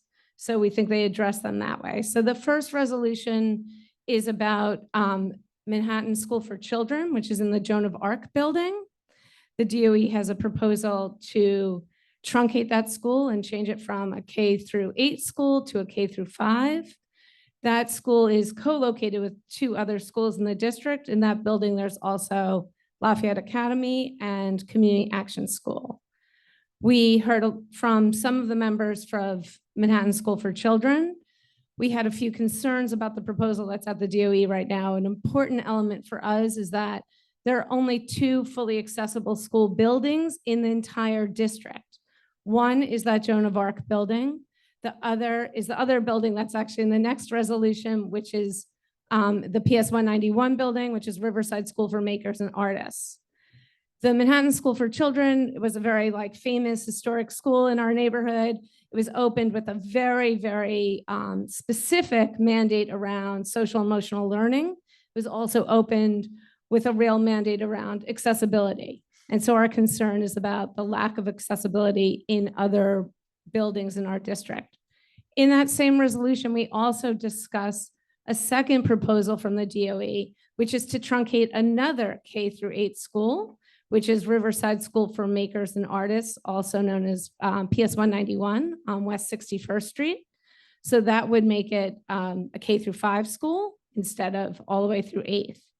The commonality we found with these 2 schools was that in both cases, the middle school application process has already closed. So if you know, District 3 has a competitive open middle school application process. Families put their applications in December. I believe they actually have already gotten their matches. That means all of our middle schools, especially our high demand middle schools, have already allocated all of their seats to their students. So this happening after those seat allocations means that those children will not be in the same place in the queue, right, to get a seat in their school of choice that they applied to. I'm going to go to the whereas. So our resolution ends with that we call on the DOE to withdraw the proposal truncation for Manhattan School of Children. That's due to the lack of accessibility and the lack of similar school with a social emotional focus. Community Board 7 also calls on DOE to not make any changes to the 6th grade admissions. I'm wording this wrong, sorry. Not make any changes to schools that have 6th grade admissions after the application process is already closed. And we also urge DOE to work with all of the schools in the Joan of Arc complex to work collaboratively to come up with another solution for that building. That part of the resolved I forgot to speak to. That was in the whereas. There had been an earlier proposal that also included truncating or actually ending Community Action School, which is in the same building. That proposal was withdrawn. So I think the vision for the whole building doesn't stand the same as the initial proposal, which was supposed to impact all 3 schools. Kind of half of the idea was already withdrawn, think it means that they can go back to the drawing board and figure out a new vision that takes into account all 3 schools in the building, not just the one. Yeah.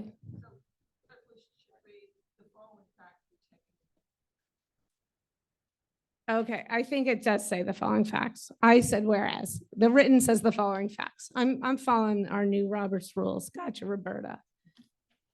Could we have the members of the public who are going to speak to this? I think, do you want me to do both resolutions? Let's do one at a time. Let's do one at a time. Okay, I mean, I take it the public members will only be speaking to one of them. all right. Okay. Yeah, I think they're very interactive. All right. Both, but we'll do the other resolution as well. We'll bundle them.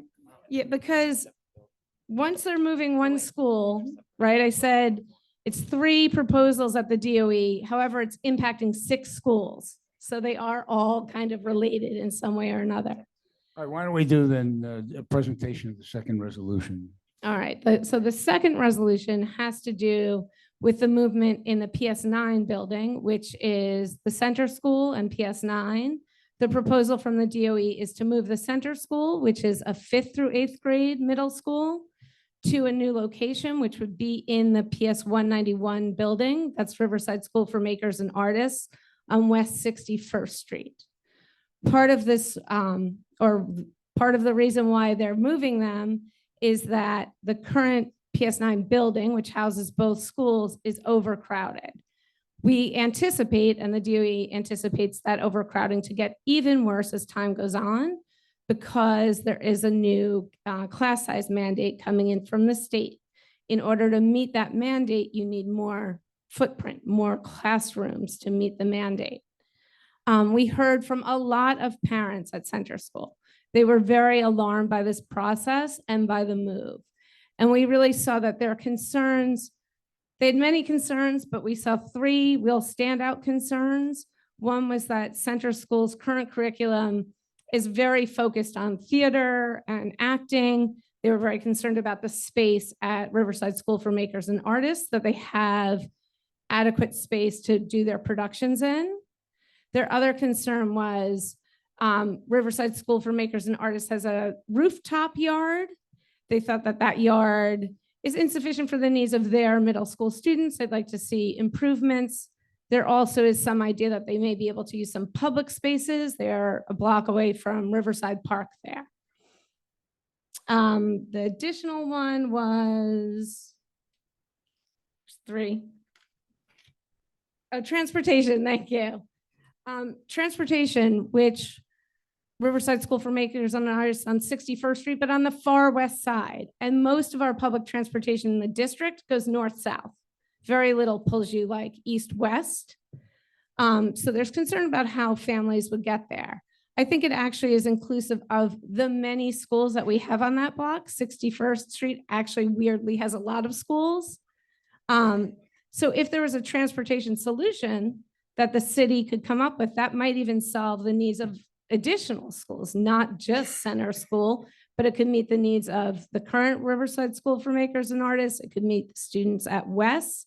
It could meet the students at 452. If it was public, like MTA transportation, it could also meet some of the private schools there, like the Heschel School. So we really saw that there are these 3 big concerns from Center School, that there are reasons why they're concerned about the movement.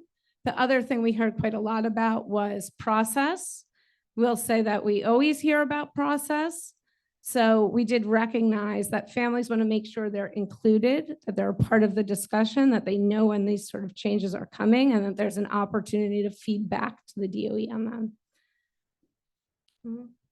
I just want to mention, we also heard a lot from the families at PS9.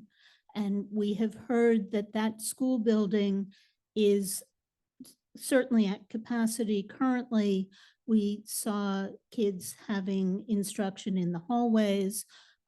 This is not an ideal situation. And we do have a sentence in the resolution that says that this has to be addressed as soon as possible, and that we're not making this an open-ended request for a delay. Thank you, Minister. So I guess I will get to our resolved clause. which says that the community board calls on DOE to include more thoroughly and timely engagement of parents in any school utilization decisions. If utilizations will impact family admissions choices, decisions should be made before application deadlines. We further request that DOE not relocate center school until some of these critical program elements are addressed. These include sufficient performance space, appropriate middle school recreation space, and adequate transportation for students. We point to the successful model that was before this board a few years ago at West Prep, where the city actually was able to do a lot of reworking of the building in the course of a summer. We urge DOE to address these critical program elements with due haste so that PS9 can comply with the class size mandates. Community Board 7 further urges DOE to make sufficient compromise in the PS 009 building should this move not happen by September. So I just want to be clear that we are asking DOE to meet these needs that Center School has identified in the new building, and that we think that they should be met before Center School is moved there.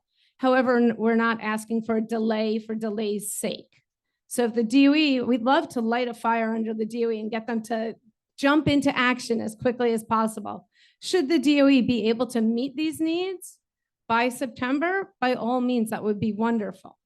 But really the contingent, we didn't want to hang on a calendar date. What we wanted to hang on is that the DOE can perform for the schools.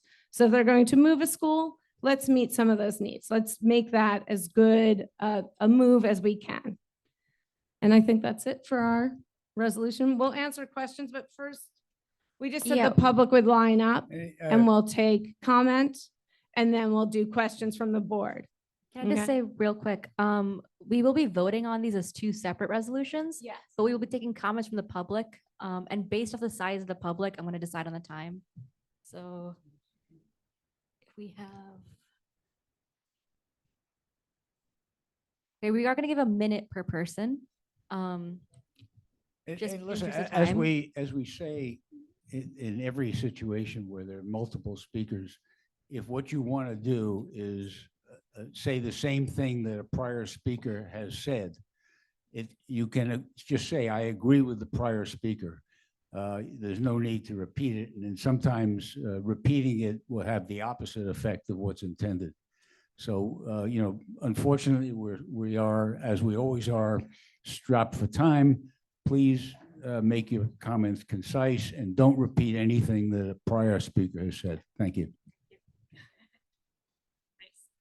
Thank you so much. My name is Olivia Greer and I chair the SLT at Manhattan School for Children. And I just want to thank you so much for your support in asking the DOE to withdraw the proposal to truncate MSC's middle school grades, as well as the proposals in relation to RSMA and the Center School. And I think the committee has rightly focused on the process failures across the board here. No one disputes there are real challenges around space and enrollment and class cap mandates. These are solvable challenges if our communities are brought to the table for real engagement. And I want to just illustrate the point. Last week, the DOE held focus groups with MSC families, asking parents to leave work early and secure childcare on a Tuesday to talk with DOE and district leaders about what makes MSC unique.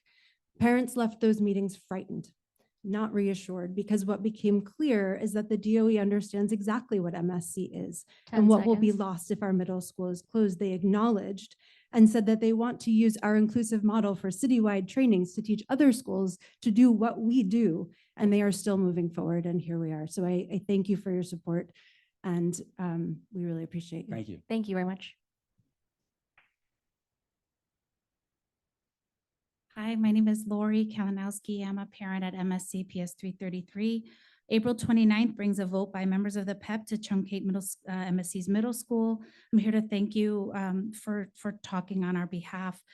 I just want to reiterate, this has been a very rushed process. Who stands to lose the most are our children in our school, those with the most vulnerable needs, who need an accessible building and the support that they were promised in a K-8 school. I'm just here to ask community members to completely support our process, just to slow it down. We need to slow it down and answer some real hard questions. And I also encourage other public officials to speak out on this serious need to vote no on the proposal on April 29th. Thank you. Thank you. Hi, my name is Josh Weinberger. I'm the parent coordinator at Center School, and I was a parent at Center School until last May. I just want to thank the subcommittee for listening deeply and for this full board for hearing me last month. I won't repeat what I said last month, but I want everyone to know that the immediacy and the immediate need of this move and all of these movements of the A190 processes for all the schools involved, that immediacy is no longer an immediate need. State Senator John Liu, one of the authors of the law, the class size cap law, said yesterday to the news that he's willing to give this mayor more time, as many as 4 more years, to extend the need to hit the 80% and 100% cap size laws that were going to come into effect in September 26 and September 27. He's ready to extend that to a 70, 80, 90, 100% 4-year rollout to extend the phase in. So we don't need to do this right now. So all these families that are telling you how badly the process was run and how 10 seconds. how inadequate it was in engaging them in the process, we can start over and do it right. Please, it just urge the PUP to just vote no. Thank you. Start over.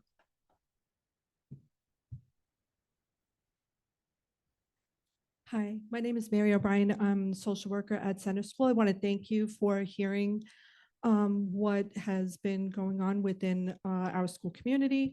I also want to express the urgency of we need more time. We need parent and community engagement. That process was lost, and we really need more time and transparency to understand where we can have an adequate space for our school. Our theater program is part of our curriculum. Moving us to 191 would require our school community to lose class time in getting all of our students to move to another theater where we practice our theater program and do our theater 10 shows. seconds. That's part of our curriculum. And I'm just, expressing the importance of lost class time that our students would be missing as a result of this. It's doing an educational you. harm. Thank you. Hi, my name is Kim Noren. I'm a parent of 2 children at PS9. PS9 is facing a real and immediate space crisis. New York State's class size mandate requires us to reduce class sizes, not by 2028, but starting next year. I've heard the argument that the final compliance deadline gives us more time, but the law requires meaningful progress now, and PS9 cannot make that progress without additional space. This is not a hypothetical problem. It's already here. I want to share what this looks like for my own family. I have a pre-K child currently in a class of 18 students at PS9. Without this plan, her class grows to 25 next year. For a 4 or 5-year-old, that is not a minor adjustment. It is fundamentally a different learning environment. I also have a 3rd grader who went from a class size of 30 down to 20 this year. The difference in his ability to learn, participate, and receive individualized support has been immediate and unmistakable. This is Sorry, 5 exactly what we seconds. stand to lose if we delay. As a New York City educator myself, I can tell you that class size matters. It Thank determines you. whether, Sorry, okay, time. that's okay. Thank you.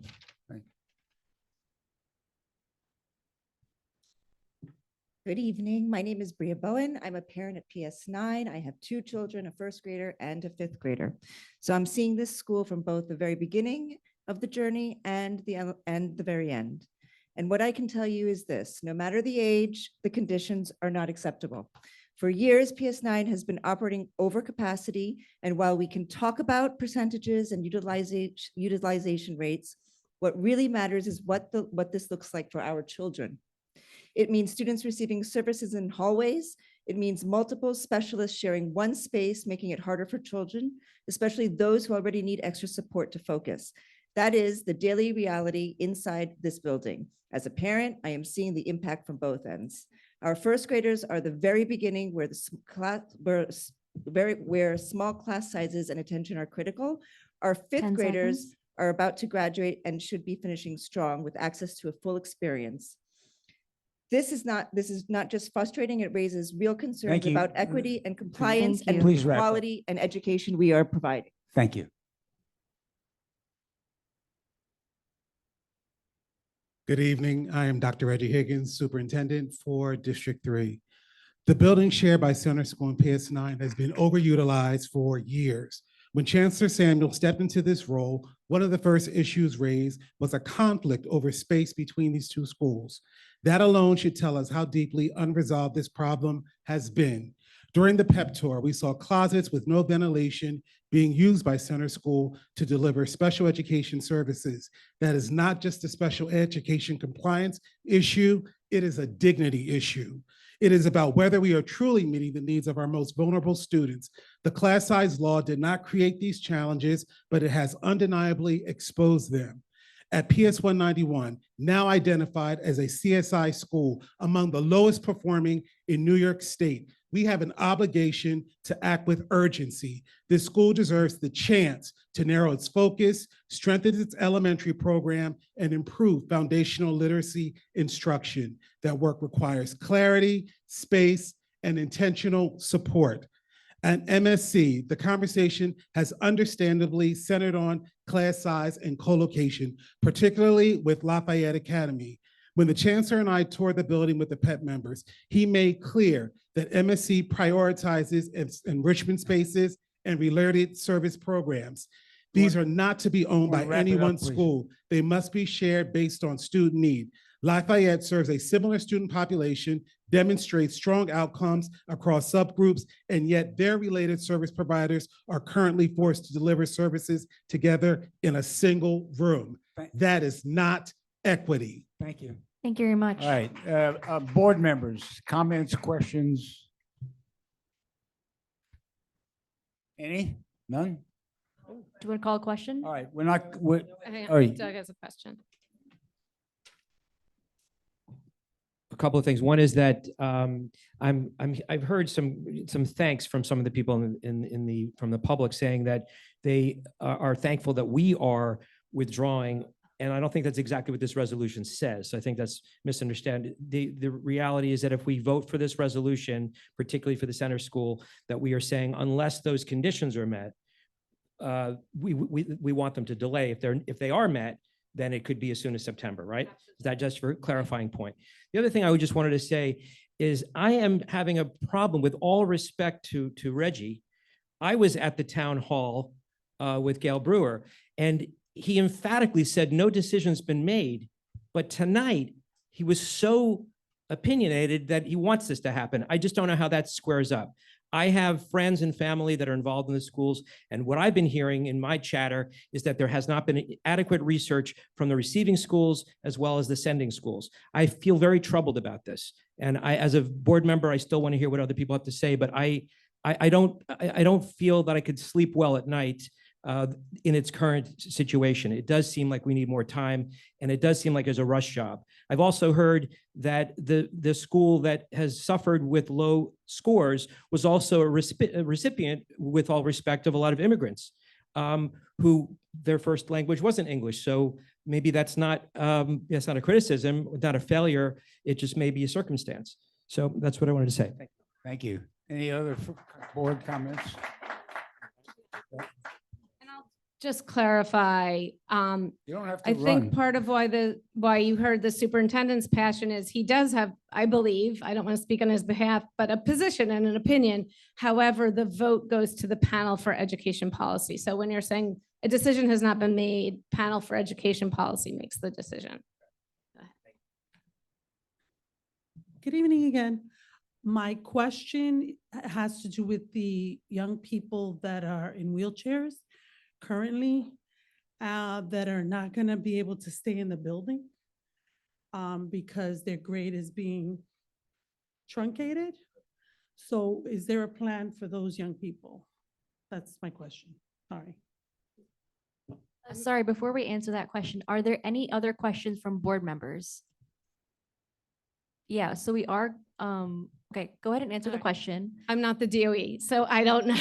I don't control where they go, but that was one of our concerns, is that students who are currently in the building are in the building, but that fifth graders moving up who have like physical need and need a fully accessible building don't have enough options right now in District 3. I will give a plug to CB7. We've been asking for an accessible building for like 8 years for additional accessible school buildings. To clarify on Doug's, the PEP does the final vote. What our resolution says, in the case of the Joan of Arc building where Manhattan School for Children is located, we are asking that they withdraw the proposal before it goes to the PEP. In the case of the PS9 and Center School building, where there's another movement, we are asking that the DOE get going and fix this school before Center School is located in RSF, Riverside School for Makers and Artists. We are not putting a specific date or anything on the PEP around that one. All right, we're gonna Call the vote question? now. If somebody wants to call a question. A second. Is voting Real open? quick, the way we're voting on it is as two separate resolutions. The first one is for MS 190 or PS 191 and PS 333. It is not the Center School one. The Center School is a second resolution. So we're voting first on the resolution to withdraw. And voting is open.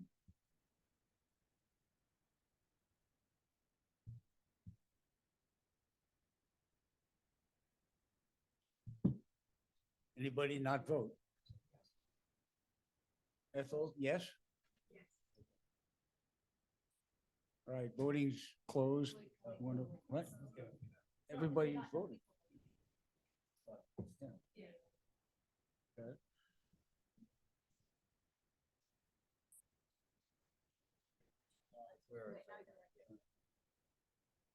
10 seconds.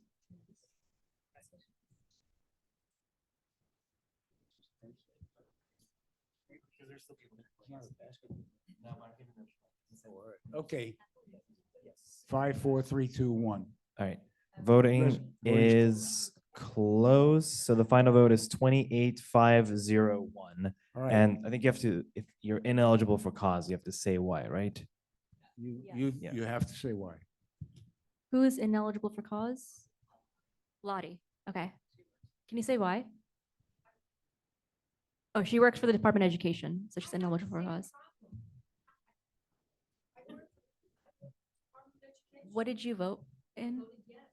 Okay, so it's 27,052. And then 27,502. Yeah.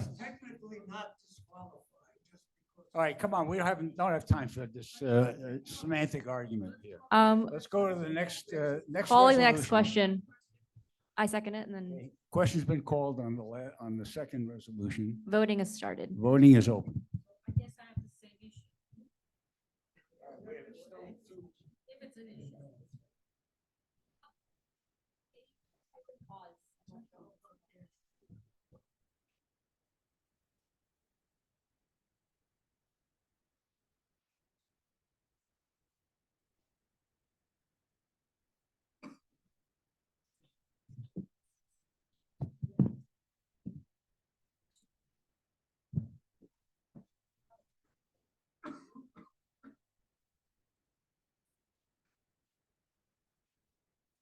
And just to clarify, Michelle and Lottie are once again ineligible for cause.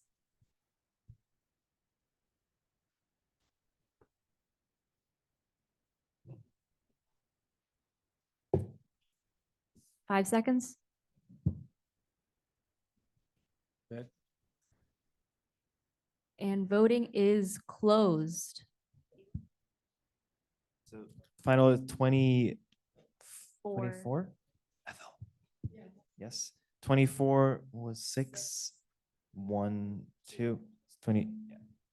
Resolution carries 24 to 6 to 1 to 2. That concludes. Is there any new business? There's a motion to business? adjourn. Motion to adjourn, seconded. So All moved, those in sorry. favor? Aye. All those opposed? Thanks, everyone. And thanks again to everyone who spoke in the last resolution. Apologies for the